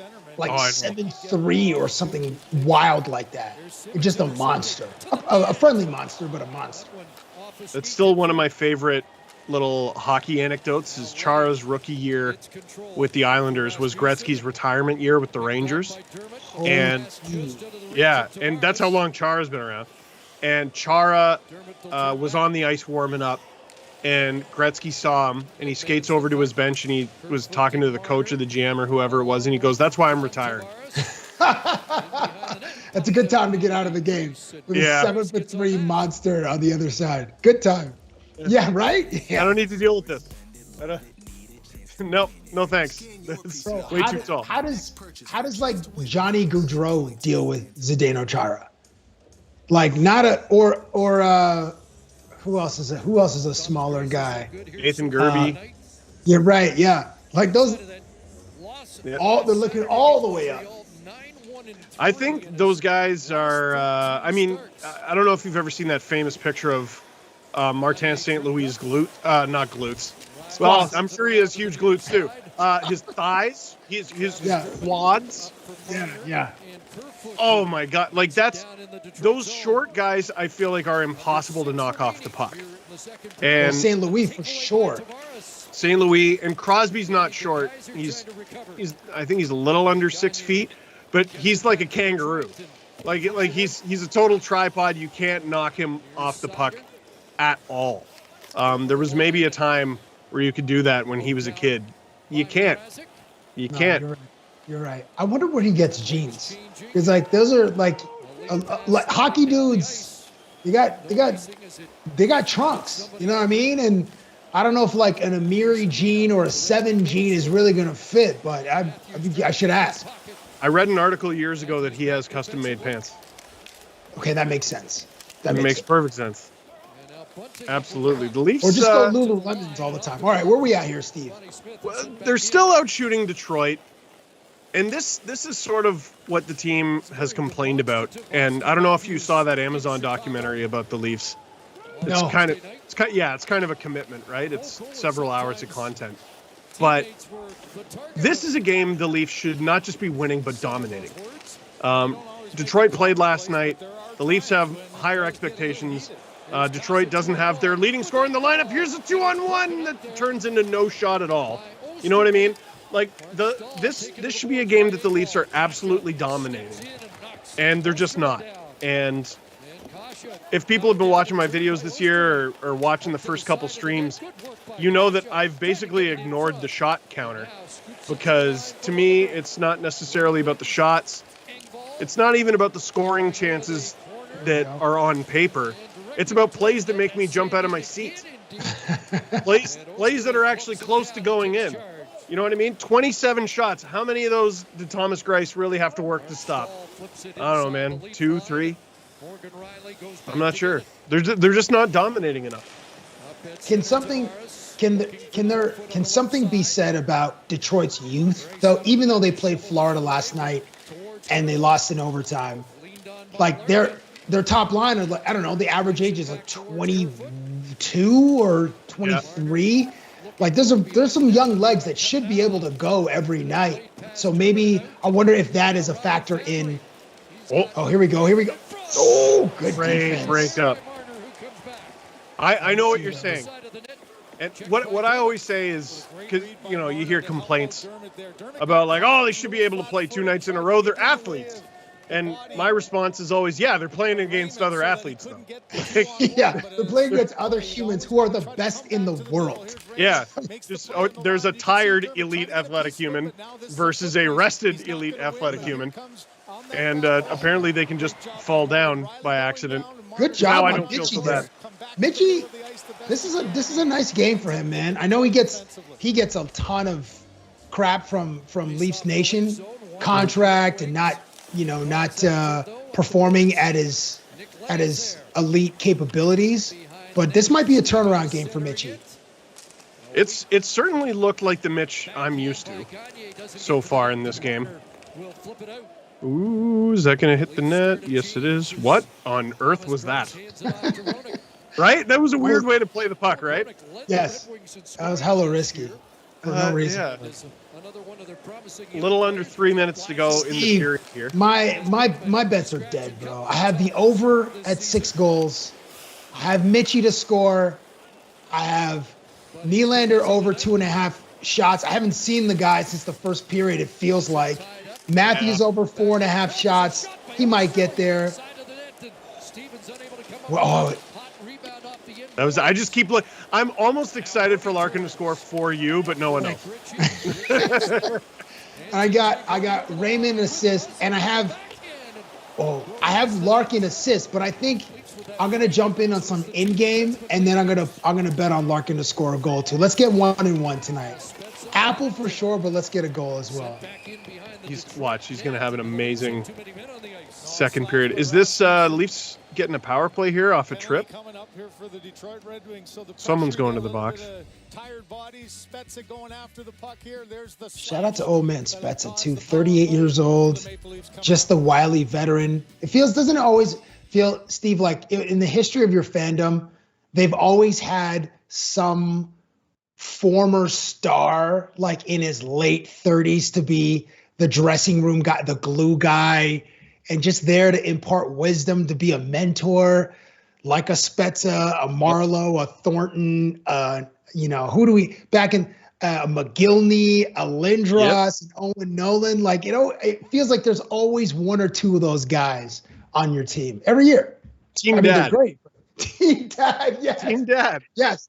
Brings the orange slices. They're already cut up, like his wife or whomever. They already cut up the slices. They just put them in the Red Bull fridge.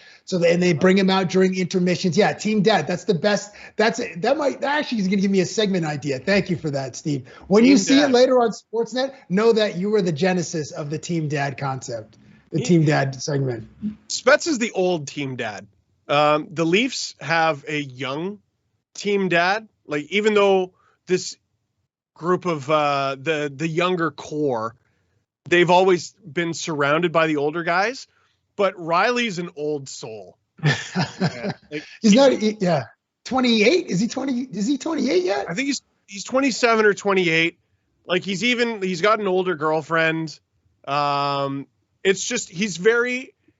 Absolutely. It's like, it's not even just that he's mature. It's just like in the Amazon documentary, there's this group called the Coffee Crew on the Leafs, and they bring an entire other medical trunk on road trips with them, just full of coffee paraphernalia, like French press and stuff like that. Really? These guys are bougie? They're bougie. Riley, they ask him about it, and he's just a disgusted, disappointed father. Like who just wants to get back to mowing the lawn and wants nothing to do with the hijinks of these children. I thought he was a part, like he was the one who supplied. He's the plug for the Nespresso machine on the road for the nice, espresso and the highfalutin coffees that these guys are drinking before the games. He's the curmudgeon. So wait, the Amazon series, the Amazon is just a one doc. It's not a continuous series like the F1 on like Netflix? That's a good question. So no, it's is it 5 episodes? It's one 5-episode series. The episodes are like 40 minutes each. Oh, okay. Right, it's tough though, because like, it ends with them losing. Right? Oh, right. Oh, last year? Yeah. Or any recent year? I'm sorry, Steve. I'm sorry. Bro. My whole life is just the future if the Leafs win, and it's like the Jetsons and spaceships flying around. Like, I need them to win, bro. I need them to win. You might get one tonight, man. It's Detroit is getting closer. Well, actually, no. The shot counter, man, they're at a +10 on shots. I feel confident for you, man. Yeah? Yes. I feel confident for you. I don't feel confident in my bets, but for you, Dangle, I think you got this. You will sleep calm and rested tonight. We're being way too Canadian about this. Speaking of which, how you liking it back in Canada, man? It's cool. It's great to be home. I was in Las Vegas for a couple of years. There we go. Sorry to interrupt. That's for you, bro. That's perfect timing. Team Dad. You see, that's Team Dad helping out Paul. He's helping out Calder eligible Michael Bunting, his curmudgeon-y son. Michael Bunting, he's a greasy little rat. Here you go. Tip. Hey! That was a nice pass.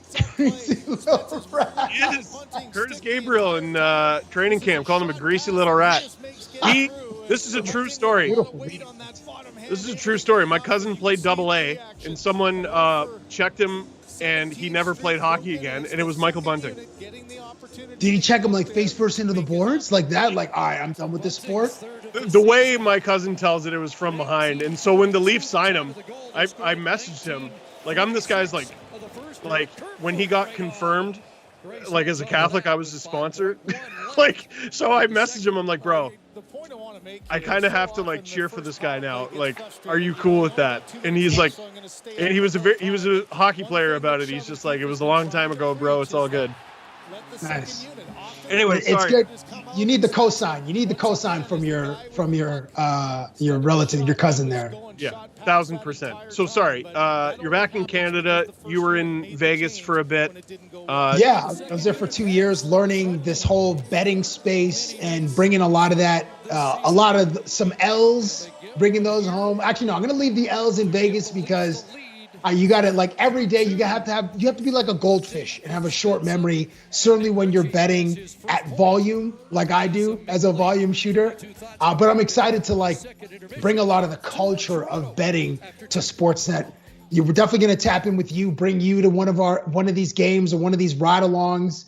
We'll be popping up at random buildings across the NHL and the NBA. So get ready, dude.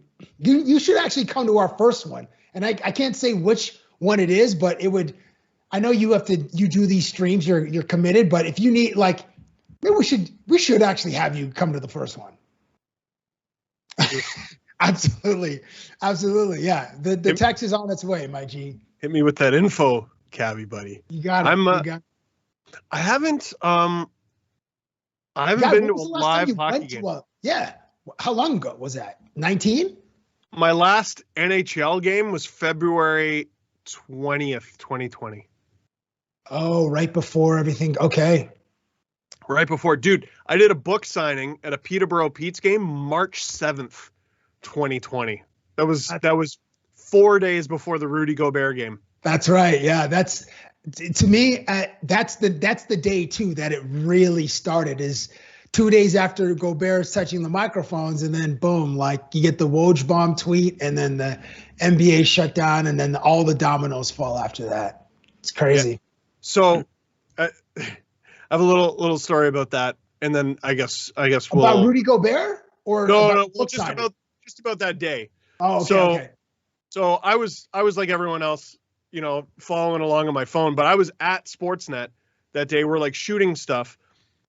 We find out he tested positive in the middle of us shooting stuff. By the time we finished shooting stuff, the game had been canceled. By the time I had gotten back home, they'd canceled the entire NBA season. And then the next day is a day I'll never forget ever, because it was the day they canceled the NHL season, and it was also my birthday. Oh,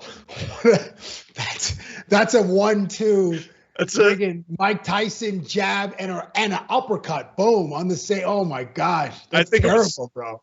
I think it was Sportsnet had an article with like the headline "Darkest Day in Sports," and I was just like, I wish they had your photo. Like your photo should have been the hero shot. Just devastated, full 3 streams of tears under both eyes. Yeah, just that would have been like the perfect photo for that moment. Crying Dangle meme. Yes, you and Michael Jordan. We gotta listen. Hopefully there are no crying Dangle memes ever. But if things go the way they've gone in the past for your squad, bro, we might be gifted one in April 3rd, 29, 30. Yep, something like that. Yeah, we gotta bust out the crying Dangle meme every spring. It's second intermission. Leafs are up 2-1. Dylan Larkin hasn't scored yet, but he still might. Cabby, Cabral yes, Richards. Sir. My goodness, thank you so much for joining us here on Watch a Leafs Game with Steve Dangle. Really, really genuinely awesome catching up with you, and it's bro. So great to work with you. Technically for the first time, when you were at the 3-letter, I was at NHL Network. We had the same newsroom and everything, but now we're both under the same roof for the first time, metaphorically speaking. Well, I look forward to like the next time we get to hang in real life, or if we get to take you along for a ride along that we have planned in a couple of months. So look out for that. And thanks for the invitation, man. I appreciate, being able to come into your house, the Cathedral of Steve Dangle. Sorry, I hope I didn't disrespect it with this red shirt. No, it's perfectly fine. I got Detroit Red Wings stuff in here. I got everything in here. I got a Gritty figure I'm looking at right there on the wall. I got to give you a tour. It's not as big as you think, but I'm proud of it. Darn it. It's dope. Cabby here on the Sportsnet YouTube channel. Watch a Leafs Game with Steve Dangle. We'll be right back. Peace, homie.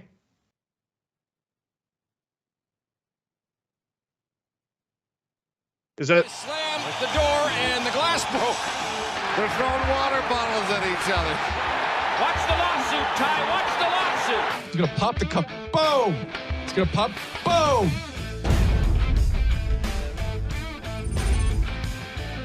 A Wild fan trying to intimidate Jack Johnson. Look at that.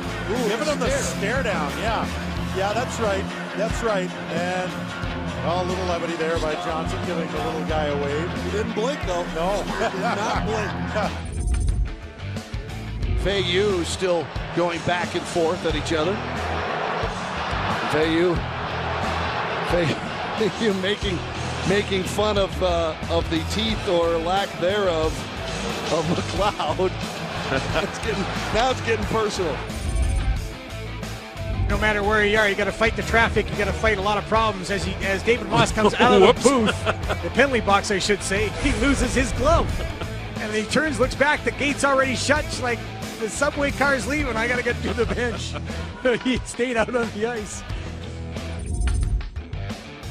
This is the best reaction to a penalty box shot I have ever seen in my life. This is fantastic. So check it out. It's gonna pop the cup. Boom! It's gonna pop. Boom! Little sharp-dressed man in the penalty box with Tyler Bozak last night. You saw it on Sportsnet. Boom! It may only be one call to Nazem Kadri as he slams his stick, and he's hearing an earful from the NHL official in the box. You do not see that very often. No, he certainly don't. Wow. Oh boy, this is... They're throwing water bottles at each other. This is really wild. I haven't seen this since junior hockey, I don't think. A penalty is being assessed, and it's going against Doug Gilmour. Wow, you see that? Doug Gilmour is so angry he just slammed the door and the glass broke. I've never ever seen that in all the years I've been around this game. John, you're supposed to be able to tell the Twins apart when they have their numbers on. When they have their numbers on. Francois Saint-Laurent's right there. Okay, up goes the arms. Daniels getting called for holding. And Henrik is the guy in the penalty box. They made themselves known with Nashville in town just prior to Christmas. And the green guys are doing their thing again. Ty just squirted water all over these guys behind him. Hate these guys up. Now you've had... Let him in! Let him into the box! Whoa! Watch the lawsuit, Ty. Watch the lawsuit. Kevin Collins. He's broken up fights before, but not in the penalty box. I'm so happy that fan fell in. You went to the hockey game and then what happened? Hey, how do you join the game, big fella? You thought that flag was protecting you. You bonehead. Here comes the rookie all alone. Scores! Oh, does it? He scores again, and what a goal! But this is the kind of talent that can bring a franchise back from dead.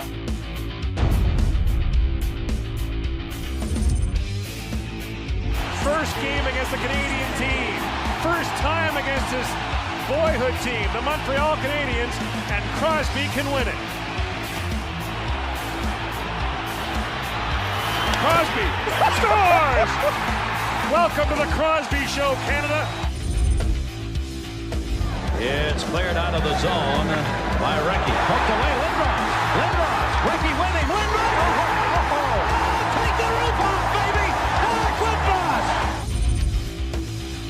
Here comes Taves. Got it. Taves moving in. What a move! Oh, my goodness! Oh, man! Oh, man! Wow! This is the kind of talent, Mike, that can bring a franchise back from dead. Here is McDavid. McDavid trying to split the defense. McDavid, what a play! What a goal! Oh, my! Connor McDavid, welcome back! Wow is all I can say is absolutely wow. Now Bure skates in front, fakes the shot, walks it! Oh, what a goal! Pavel Bure faking everybody up. Want to reconsider your pick for Rookie of the Year? After that, I tell you what. Here's Hurdle again. Oh, does it? He scores again. And what a goal. Wow. 19 years of age. That's confidence. Ovechkin, here he comes. Ovechkin trying to drag it through there. Oh! Scored. Alexander Ovechkin, when it looked like it was no longer possible, he still got it done. Holy jumping, you have got to be kidding me. Racing it all alone. Lemieux, his first shot on goal, and he scores! Mario Lemieux, living up quickly to all the advertisements on his first shot on goal. I imagine he feels real good about that one. Et là, Tony a été plaqué par tous. Surveillez ces deux-là. Et voilà, c'est l'année. Et le but! Oh! Timo Solani, il voit Fuseki, quitte son filet et d'une seule main avec son revers parvient à soulever le par-dessus le bâton de Stéphane Fusek. rolls around. Matthews scores! His first NHL goal. Trying to find some room. Oh, great work. He gets free. Shoots, scores! What a goal! Matthews, magnificent. Puck out in front. Matthews scores! A hat trick! Oh my goodness! What a debut! Nylander moving in, works it across in front. He scores! Matthews, incredible! 4 goals. Hey, how you doing? Steve Dangle here, back on the Sportsnet YouTube channel. We're back. How good was Cabby? That was so good. Talking to him. And how good is Michael Bunting? Giving the Leafs a 2-1 lead. Hooray. Hooray for that. You know what I haven't mentioned yet? ShopSportsnet.store. Oh, look at that graphic beating me to it. If you go to ShopSportsnet.store, you can get, if you're a goaltender, 10 the goal shirt. No, this doesn't feel right. Look at that guy. It's not bad. Does he work out? Is he fat? Is he a little bit of both? You got anything in black? I am a strangely shaped man. Dang it. Look at that. The shirt's a hat pick personally. But look at those shirts. Oh. And we got the mugs coming up. This I like. But if only I do like this shirt. No, don't throw them. And I asked producer Drew not to throw this at me. Cheers. Appreciate it. And there it is. ShopSportsnet.store for all your dangits and hat picks merchandise. Oh God. Just what a fox. Honestly. Me with my playoff depression beard. ShopSportsnet.store. We restocked a bunch of stuff because we ran out. Because you're all maniacs and so supportive. And speaking of merchandise and clothes that you put on your body, is Steve wearing pants? Let's play the game. The game that we play every time is Steve wearing pants. Is it going to be normal? Is it going to be something subdued? Do we think sweatpants, shorts, swim trunks, hockey pants, jeans? What is it going to be? You have 10 seconds, chat. 10, 9, 8, whatever comes after. 5, 4, 3, 2, 1. Jeans and banana socks.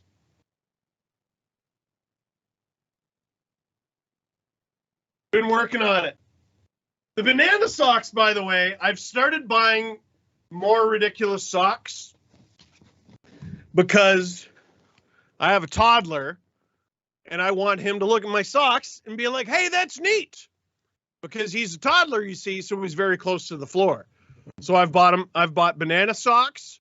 I've bought a different kind of banana socks where the banana has a face and sunglasses. I bought solar system socks because I plan on raising a genius. Also, he shoots right-handed, so all I got to do is get him to play defense, and he's going to pay for my cottage for the rest of my life, and it's going to be pretty cool. He's going to be multi-sport. He's going to play in the Premier League and in the National Hockey League. So he'll play, I don't know. My father-in-law likes Liverpool. Brother-in-law is like Arsenal. Oof. And Chelsea is the other one. So we've decided that the neutral team he's going to play for is Fulham. That was my grandfather's team. Oh, and producer Stu, it's his team. He's so happy. So Leo, my boy, is going to play for Fulham and the Leafs and just be rich. Just be so rich. And therefore I'm rich. That's how that works. Except don't be a toxic sports father. You can't do that. But maybe I'm going to be such a great dad. He's going to be like, you know what, Dad? Like maybe I'll be in one of those viral videos where the parents come outside like this, and in the driveway is an Escalade with a bow on it. Right. The Leafs versus the Red Wings. It's 2-1 Leafs after a late goal. Both Leaf goals were late in the period. One late in the first, one late in the second. Michael Bunting tapping in a Jason Spezza pass. Sorry, I just got a very funny text. Jason Spezza with a great pass to the bumper. Michael Bunting. Maybe it's the bunt spot, the bunter. With his third of the season, and man, does that guy love scoring goals. I could do a Michael Bunting goal celebration all day. We got some donations to Easter Seals that I haven't gotten to yet. Link in the chat, I think, and also in the description. Bobby, thank you. Biscuit, LOL. Daniel, Jeremy, Taylor, Melissa, Miles, and Stefan. Thank you for your donations to Easter Seals Ontario. It's a charity that helps out kids with physical disabilities as I try to raise money for Easter Seals through the Eric Lindros Celebrity Hockey Classic. I'm going to be one of the best fundraisers and one of the worst players there. It's going to be very, very bad. That is why I juice my team. Like, you're supposed to just play with your buddies. And I'm like, well, what if one of my buddies is former professional hockey player Harrison Brown? Can Harrison be on my team? And the answer is yes. So, One time our team scored while I was on the ice and I thought I really did something. And I look and I was one of the forwards and the other two were Eric Lindros and Harrison Brown. I was like, Well, I'm the hardworking grunt. I go to the corner, you see. That's what I always tell people. Third period going to begin in a little bit.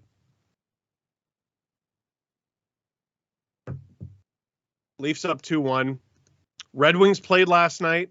They got the young legs, like Cabby mentioned. But at the end of the day, the Leafs are at home. They have not played in a few days. Red Wings played last night, and it was a tough game against the Panthers. There's no reason for the Leafs to not lock this up.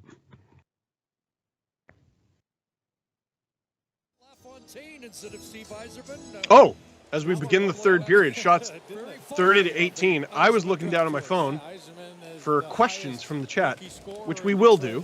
39 goals, 87 points in 84.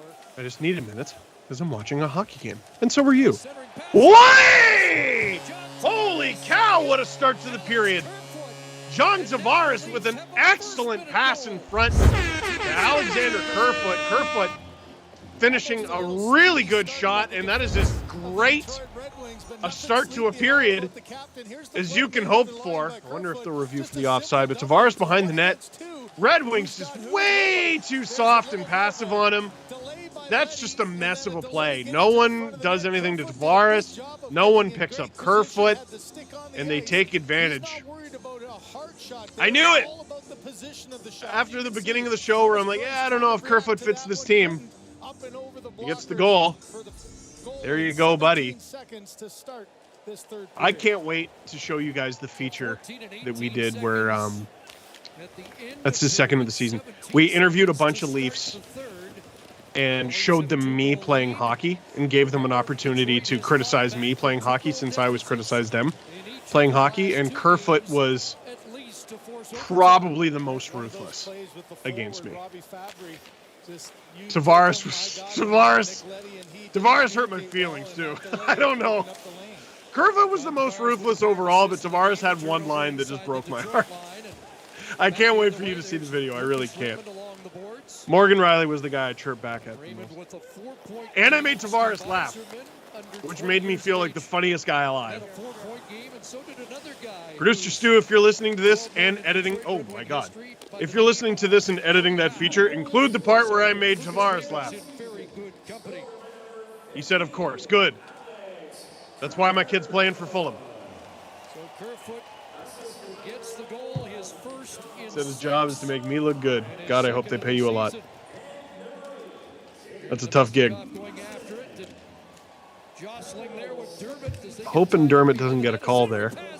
Oh, and the Red Wings get one right back. I was just about to compliment the Leafs defensively and how well they've done tonight with the new look pairings, all three of them.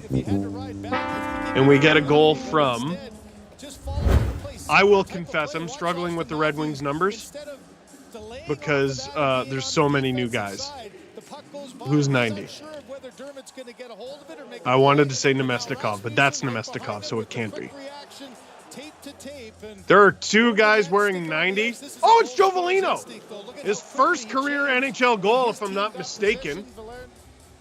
I haven't heard the broadcast because I can't hear the broadcast. Second career goal for Veleno. Let's do a quick hockey DB. Oh, baby. No, that is his second career NHL goal. He had one last year in 5 games. This year he had 3 goals in 5 games in the American Hockey League. And now he's got his first goal of the season in his first game. Joe Veleno, the 30th overall pick in 2018. It's a really good player. And he's going to be compared forever, at least when it comes to the Leafs, with Rasmus Sandeen. Rasmus Sandeen went 29th overall in 2018. I thought the Leafs were going to take Joe Veleno. A lot of Leaf fans thought the Leafs were going to take Joe Veleno. And all we hoped is, please don't make us look stupid. And so far, Rasmus Sandeen looks really good. And oh, there's Mo Sider. I think a lot of Leaf fans would argue, yeah, no, we could probably use the defender. And he'll flip it away at center. Off the skeet of DeKaiser. So tough to say the Leafs made the wrong choice. In behind the net, that pass cut off by Brody. At least right now. We'll see how Veleno does, and we'll see how Veleno. Sorry, I still got my mind on last spring. We'll see how Veleno does and how Sandeen does. Well, gosh, I was going to get to your questions, but there were 2 goals in the first 2 minutes of this period. Talking about my retirement plan with my son playing professional soccer and hockey. You got any more donations to Easter Seals? We do, from Ditz Clapper. one of the best hockey names there is. Thank you, Dick. Thank you, Ditz Clapper. Yeah, I'm fired, says producer Stu. Sure hope. I mean, at least I didn't say it on the internet. And no one will clip it and tweet it at me immediately. At least. You know? Timothy Liljegren's looked great tonight. I was going to say I haven't noticed him much. That's not true. I've noticed him lots. You know where I haven't really noticed him, though? In his own end. Great. If I notice you offensively, cool. If I notice you defensively, not always the best. Onto the right side for Raymond, and he'll flip it back in. This is a breakneck pace to the beginning of the third here. I can barely look down at my phone for your questions. And it's Larkin with the puck, and that one glanced off the shoulder of Mrazek. Maybe I'll catch up at commercial break. Watch a Leafs game with Steve Dangle. Click like, click subscribe. Tell all your friends. Even the ones named Dit. Credit the Red Wings with that early goal, didn't derail them, getting the momentum. Do you have any friends named Dit? Send them a text right now.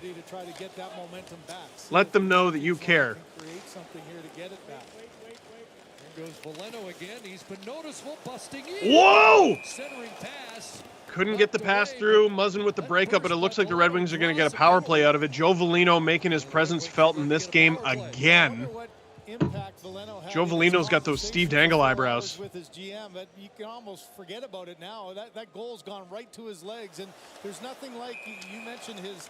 I think TJ Brody's going to get, what is that, the hold? 230 games in the Quebec League. you've got offensive instinct. Brody's a key part of that power play. Sometimes you have that kind of a day where you travel all day, you don't have much. You know what broadcast should have? This is just free advice to my employer. It was the hold. So they always put the team's penalty kill percentage. I want to know what the team's penalty kill percentage is with a certain player in the box. Now, that's not going to be relevant for every player. But TJ Brody is a penalty killer on this team. It'd be a helpful stat to have. Brody, Muzzin, Riley. It's just a thought. Listen, we have an ice time counter. We have all sorts of everything. We have the world of statistics at our fingertips. I would love to see that stat. Because, like, if the Leafs kill, let's say it's 80% of penalties, but it's only 40 when Brody takes one, I'd call that relevant, wouldn't you? And talking about this has killed 50 seconds. All right. And so have the Leafs. Kind of lost in the fact that Hall is a healthy scratch as Liljegren's got to kill penalties now. Oh, what a pass! If that went in, that would have been nasty. Thank you to Furfang for the donation to Easter Seals. Big fan, big fan. As the Leafs mercifully get a change in there. Let's all hydrate. Similar to the shot that injured him in his first game, but it was an excellent one to stop the best chance of the power play. Puck in the corner, and Raymond will work it around. Gagne assisted on the first Detroit goal on the power play. Zadina is wide open if the Red Wings can get this puck. He's still wide open. Oh. Leafs survived that little bit. That was a good little kill in the corner there. Zadina stopped by Mrazek. His mask is off. His mask is off. And we get a whistle. I don't know how his mask came off. I never know how to trust it when a goalie's mask comes off, but it was the Leafs goalie whose mask came off, so I'm going to say it wasn't his fault. Oh, the strap. A deflected shot hit him in the mask, and the strap came off. Wow. Okay, let's finally get to your questions. Robert Malloy has worked so diligently on this. Kyle, top 3 wrestlers. Holy crap. What, ever or currently? I mean, for kids of a certain age, nothing is ever going to top When the Glass Breaks for Stone Cold Steve Austin. He was more of an emotional guy who I liked watching wrestle. But for me, it was Rey Mysterio. I loved the high-flying stuff. Really loved the high-flying stuff. Maybe Kurt Angle? But then there's Shawn Michaels right there. That's a really tough one. I'm gonna cheat and have 4. But right now, which do I prefer to watch? AEW. I do gotta say. My favorite current wrestler is Edge. Because he's the only one who texts me. Excuse me while I pick up that name I dropped. Josh, if you were trading Kerfoot, what kind of player would you want back? A good one. No, I'm kidding. I want someone with a dedicated thing. It's good to have a player who can fill in. I feel like the Leafs need a guy who has a thing. Jimmy Vesey never had a thing. He didn't have anything, really. Kerfoot can fill in so many roles. But then here's the question. So let's say you get a dedicated second line goal scorer, sniper. How many of those are readily available? How many teams are like, oh yeah, we'll give you that for 3.5 mil? Or is it the sort of thing where you trade Justin Hall for a forward and Kerfoot for a defender? Whoa! Oh, Matthews getting in there. Oh! Oh, how isn't that in the back of the net right now? This Red Wings team is so fun to watch. They play with desperation every shift. It's good for the Leafs that the Red Wings are in their division. For the fourth consecutive game against a team, a franchise for the first time. I mean, it's bad because the Red Wings are definitely going to win games over the next few years. But, God, are they going to push the pace. This is still a young team, but they're getting older. This Red Wings team is going to keep them young. Wow. Sorry for, I mean, listen, if you have your headphones cranked with me, like a video of mine or a stream of mine, like first time, you know, 2-on-1, Kerfoot, who's not getting traded, score! You know what? You just keep him. You just keep him. This, you know what though? I was right. He doesn't make sense in a third line role. If he's in the top 6, I'm cool. Tonight, he's in the top 6. Goal, assist, Morgan Rielly in there. Awesome.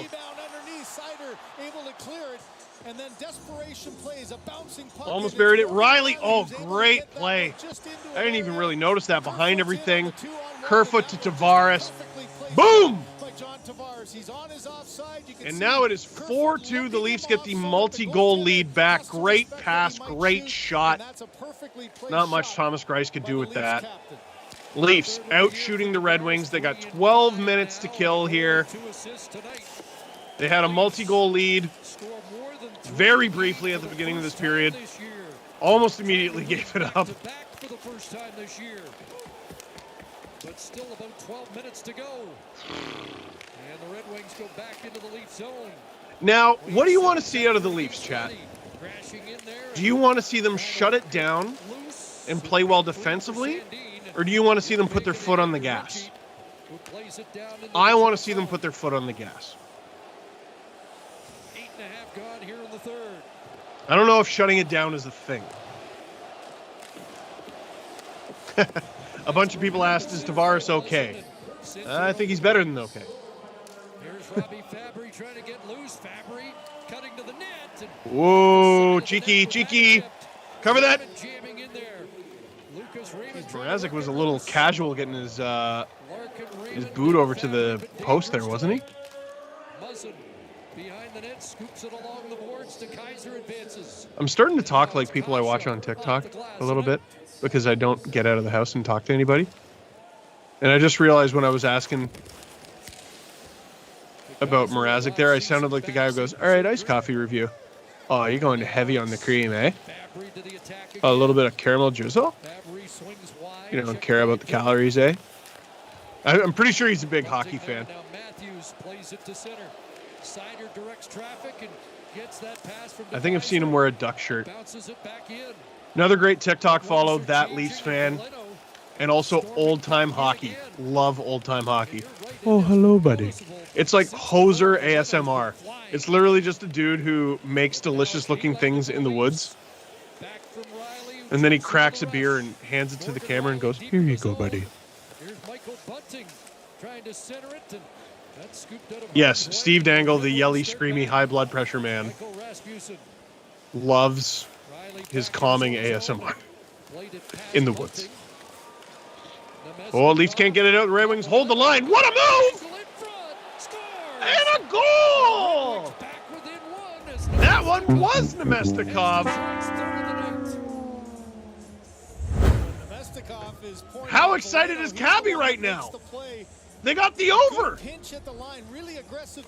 The over. It was 6, right? I gotta text him right now. off of a high stick, but instead, how about this little deft moves inside? Yeah, Nemestikov got that. Red Wings able to walk in way too easy. Nylander just gets... Man, Foligno... I keep calling him Foligno. Foligno looks great in this one. He's the one who walked Nylander like a dog. Detroit back in this game and is able to set that one up to make it a 4-3 contest. I think Nemestikov said, "Oh, shucks, that's wonderful." And the Red Wings get it back really quick. Are the Leafs going to get a penalty here? Because okay, so I can't hear what the ref is saying, but I'm pretty sure it was going to be a double minor. The one penalty doesn't count because the Red Wings scored, so the Leafs are only getting 2. That is correct. Thank you, producer Stu. Morgan Riley wants a word. So it's Morgan Riley getting it. Wasn't even a stick, so they'll review this one. Whoa! That's the Whoa! Stick. They're going to get a chance to review this one, and it wasn't him. A penalty. See Nemestikov cut. Well, this is a game-changing penalty here. Sheldon Keefe's now got the word from the Leaf video room. He's like, come on, you got to take a look at that. They got to take a look at that. They review. It wasn't him, man. This can't be a penalty unless they're talking about something else. Tonight. And now, what's he do? Get on the mic and go, never mind? Have a look. It wasn't him, man. He didn't do it. It took a while to get there, but it's clearly the replay that we saw. I mean, it's not Morgan Riley. I know you can't review everything. Hit him. Riley makes the quick little pass. But you've already stopped the game. The Red Wings. Yeah, that's not Riley's stick. You could argue he's holding the stick, but that would be negated by the penalty anyway, or by the goal, I should say. You know, it's... How do you even make that call? Buddy! This has to come back. Not the goal. The penalty. That might be the way to do it, isn't it? Wow. Yeah, I said the fact, Valeno gets up and gets to play because Adam Ernie's hurt, but you know... I didn't know they were allowed to review this. Also, can we get them a bigger screen? Can we get them a TV? Showcase some of your talents the way honestly here in the last 10 minutes. Doing this thing on a Tamagotchi. There you go. There you go. And there's Riley, the consummate pro. He's not yelling or anything. There you go. Leaf fans cheering after a goal. Weird.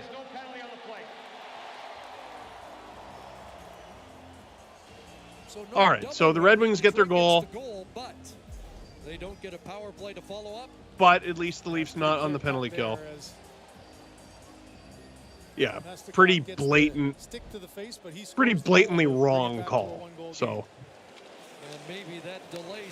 all right, the right thing happened. The Leafs might be offside here, but here comes JT and Kerfoot.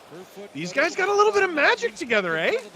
Tavares wins another battle as he got tied up with Larkin there. The Kaiser after it. And it shouldn't be lost how good of a game Mitch Marner is having around these guys. They're the ones putting up points. I don't know if Marner has any assists, secondary or anything. He's played well. To me, the points will come. It's just he wasn't even playing well. We got Ted and Carla with a donation to Easter Seals. Michael with a donation to Easter Seals. And Dit Clapper, what a guy, with another donation to Easter Seals. You just wanted me to say the name again, Dit.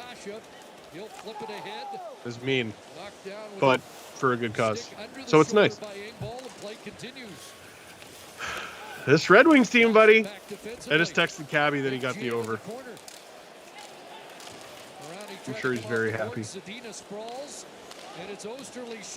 Whoa! Picked up by Mrazek. So a one-goal game, 8:31 left in the third period. Lands? Is it? And Lands? Does Ovi win the Rockets? I mean, geez, what's he got? 8 already? The thing we know about Alexander Ovechkin is he just doesn't slow down. So right now, I'd say probably, yeah. Forget Matthews. Anyone else has a lot of catching up to do. Ethan, has your standings of any division changed since the podcast? Is it too early to say? Yeah, it is too early to say. I thought Detroit, I think I had Buffalo finishing dead last, which is looking awful right now. Okay, so they're definitely going to slow down, right? When? They're 5-1-1. I think it's been so miserable in Buffalo for so long, and they just have so many reasons to be happy right now. How does that wear off? I know they had a good start a few years ago, but good for them. Jacob, should we have kept McCann? So if I'm not mistaken,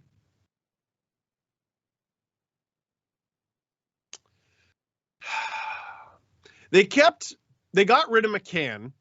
People confuse the issue here. They're like, oh, the Leafs kept Kerfoot instead of McCann. No, they kept Hall instead of McCann. Because they could have protected Riley, Muzzin, Brody, and then they could have protected, what would it have been? It could have protected 7 forwards. So then they could have protected, I think Mikheyev was exempt, Matthews, Nylander, Marner, Tavares, Kerfoot, McCann, and whoever, Wayne Simmons. It doesn't matter. Like whoever was actually under contract. So they could have done that, but the Leafs wanted to protect. They wanted to protect Justin Hall. So Kerfoot is not the issue there. It's Hall, and Hall is now a healthy scratch. But he's a healthy scratch on a healthy D-core. Just over 8 minutes left. One of these guys get hurt, you're starting to dig pretty deep. Like we're talking the Brendan Menels, Alex Biegas, I think he's hurt. Dahlstrom. I don't know. Hollowell, Kiwi Halmy. We're starting to talk about guys who have little to no NHL experience outside of Dahlstrom and Viega. Just under 8 minutes to go here in regulation. We'll see how this goes. Leafs with a 4-3 lead.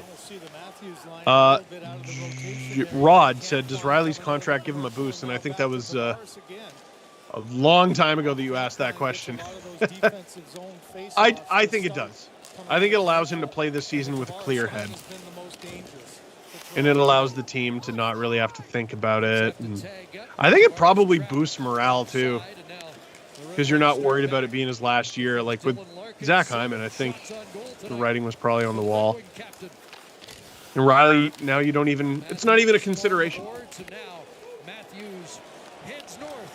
And what it's going to do is it's going to force the guys who the Leafs can't really afford to play better. Because if they don't, they're gone. Liljegren, still with a pretty solid game. Joseph, which team is the biggest disappointment this year? Up until that Blackhawks win, you could certainly have argued the Leafs. Man, I thought Vegas would take a step backward.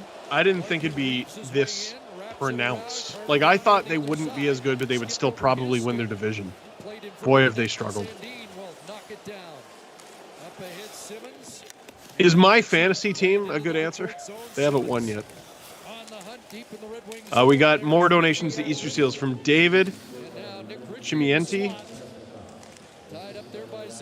and Andrew Hawkins. Many thanks. You're helping out a charity I believe in a lot. Steph, favorite hockey memory growing up? Looking for a delicious way to spend your Sunday night. Don't miss a new episode. That's a difficult one.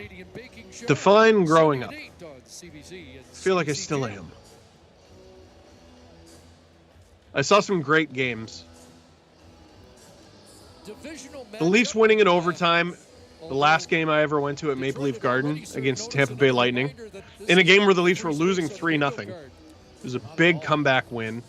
Darcy Tucker fought Steve Thomas. when Tucker was the agitator for the Lightning. That was awesome. Oh, gosh, just stopped by Grice. It was either that game or I saw the Leafs beat the Blues 3-2. Both those games were with my dad. That was awesome. Defensive zone face-off almost ended into net. Giovanni Smith centers it. Osterley stepped up. I saw some good games with my mom too, but I mean, like one was 2-0. You know what I mean? It's hard to compete with like a 5-4 overtime win or whatever it was, 4-3. I think it was 5-4. Jason. Oh. Actually, no, not Jason. Sorry. Lord Crota, is Michael Bunting the next Zach Hyman? Okay, so that's going to sound like a ridiculous question because, I mean, Zach Hyman is extremely good. But remember, when Hyman hit the Leafs roster, he was actually, out of the kids, out of the rookies, he was one of the older ones of the bunch. I think he was like 23, 24. Bunting, I think, is 24. Or is he 25? He was Nylander's draft. Let me look.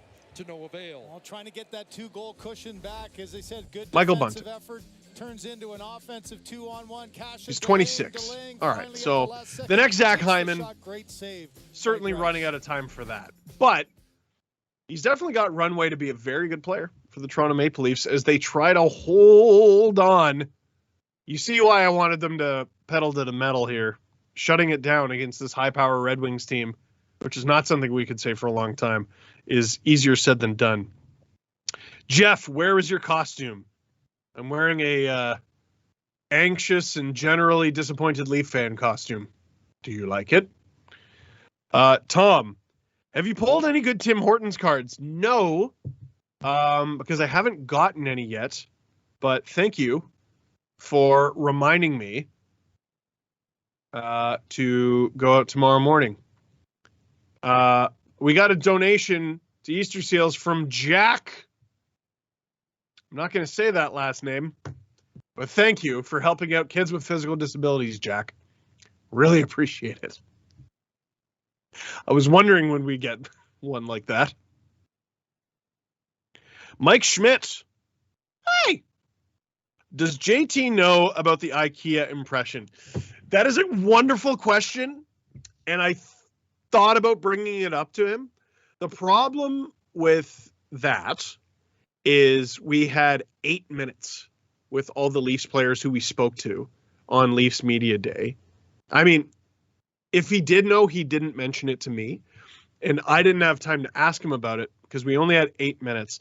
And thank God I didn't hit any traffic on the way to the building that day, because we were done 3 interviews. It was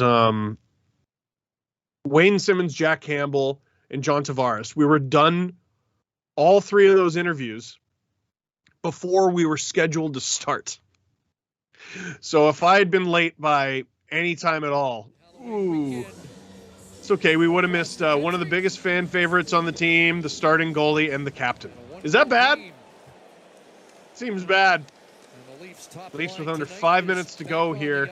Just win, baby. Peter Mrazek looking for his first win as a Toronto Maple Leaf as they knock it into the corner. I wonder if they're going to change the lines a little bit as they sort of go into turtle mode. One shot on goal, but part of a line that's +3 on the evening. Oh. Larkin looking for a penalty, and Muzzin just standing there. He just stood there. Oh, I hope we get a replay of that. Oh! Oh, Matthews. He has had some electric moments tonight. They're definitely playing better. The Leafs stars who have taken so much criticism. It's really just keeping the Red Wings out of the net. Here's Nylander, and he just misses the net.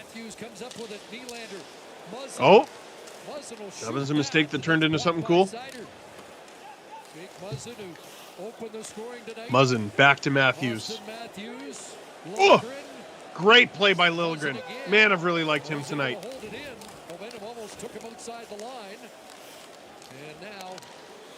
The Red Wings start back. Puck shot in by Suter, following up. Uh-oh. And Suter's pass doesn't work. And Spezza turns. The fourth line out there awful late for a team with a lead. But it's Jason Spezza. I do like me some Jason Spezza. Nick Ritchie coming in. Sider backhands it up the boards. That's a lot of NHL games on that fourth line, man. Like, you really can't be afraid to put them out. Rasmus Sandeen neatly reversing that to Morgan Riley, and ahead it goes to Simmons. Comes the Wayne train. Choo-choo! Stop by Thomas Greiss. One thing this fourth line I've noticed has been really good at is drawing offensive zone faceoffs. Oh, Dylan. I know. Good hands by Matthews. There's been that kind of I thought he went down a little easy there. Matthews, not a lot of open I didn't say dive. Trying to create something, but Just think he was knocked down a little easy. From Core, waffles or pancakes? Yes. Also pancakes. But also yes, but also pancakes. Oh, I think that might have got Greiss in the mask. Bacon pancakes, making bacon pancakes. Take some bacon and you put it in a pancake. Bacon pancakes, making bacon pancakes, bacon pancakes. As the Leafs try to defend a lead with under 2.5 to go. Steve, why aren't you on Hockey Night in Canada? Because I never played hockey and I sing songs about bacon pancakes during my job. Kerfoot gets it into the Detroit zone. Bacon pancakes, bacon pancakes. Yeah! Yeah! Was that Mitchie? Hey! You beautiful golden boy! You take that goal and you stick it where your tooth used to be, buddy! That's a big one! That's a big one for the Toronto kid! How much it means to his teammates. And bacon pancakes, bacon pancakes. Take some bacon and you put it in the net! Oh, is that a Dangle? Oh, that's a Dangle, buddy. Shop Sportsnet.store. That's a Dangle. Fully stocked. Restocked, buddy. Mitch Marner with the snipe. We're all going to tell everyone it was a Mitch Marner snipe. Now, for the love of God, hold on to a lead. My heart. My poor heart. 17 games. Hey! 48 shots for Mitch Marner. Nice, buddy. If you're a goaltender, tend the goal. Not that hard. You could just see on the face. You knew it was bothering him. I thought he made great strides in Chicago. He bleeds blue. With just his energy. His spits blue. With a real sense of purpose. Okay. Here he comes off the bench. Here he's screaming. Right now he's screaming, if you're a goaltender, tend the goal! And he puts it in the net. Doesn't even look happy about it. Little Mona Lisa smile. JT knows it's a hilarious one. And here's David Kampf out there to try to kill the net. Kill the net, sorry. Kill the game. Kill the clock. Liljegren out there with Riley with 2 minutes to go. 17:55, time of the goal. I don't know what this is. I don't know if Dermott is out. Or if this is Keefe just showing a ton of faith in Timothy Liljegren. Less than 90 seconds to go. The Leafs up 2 goals, but as we've seen this game, that can get erased in a hurry. Dylan Larkin, puck deflected, did it hit the net? No, they're keeping the play going.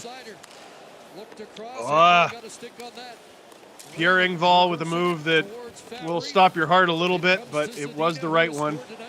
Was Riley interfered with there? Ref says no.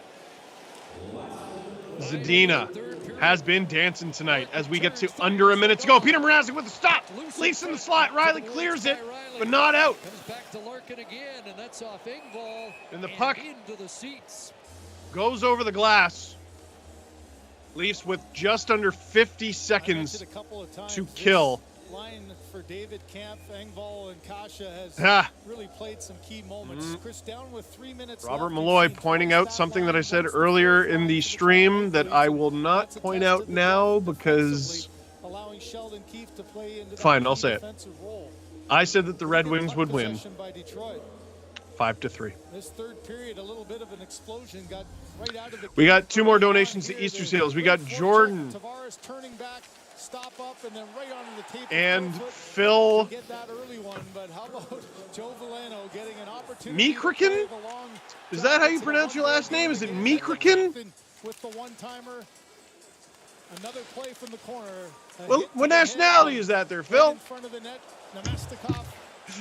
Now people are donating to just send dirty words to my email inbox. 5-3 game with less than 50 seconds left as Marner. Who are you, Bart Simpson? Anticipated and awaited first goal of the season. 50 seconds to go. No matter how this turns out, thank you for spending your Saturday with us. Watch a Leafs game with Steve Dangle. I'm Steve Dangle. Click like and click subscribe. We're going to be here every single Saturday that the Leafs play on the Sportsnet YouTube channel. John Tavares with the face-off win. Gets it back to Muzzin with the Red Wings. Find a way. Leafs just killing the clock here. Muzzin destroying a guy. I didn't see who that was. Hronek, I think. Kampf is out there with Tavares and Marner to kill the game.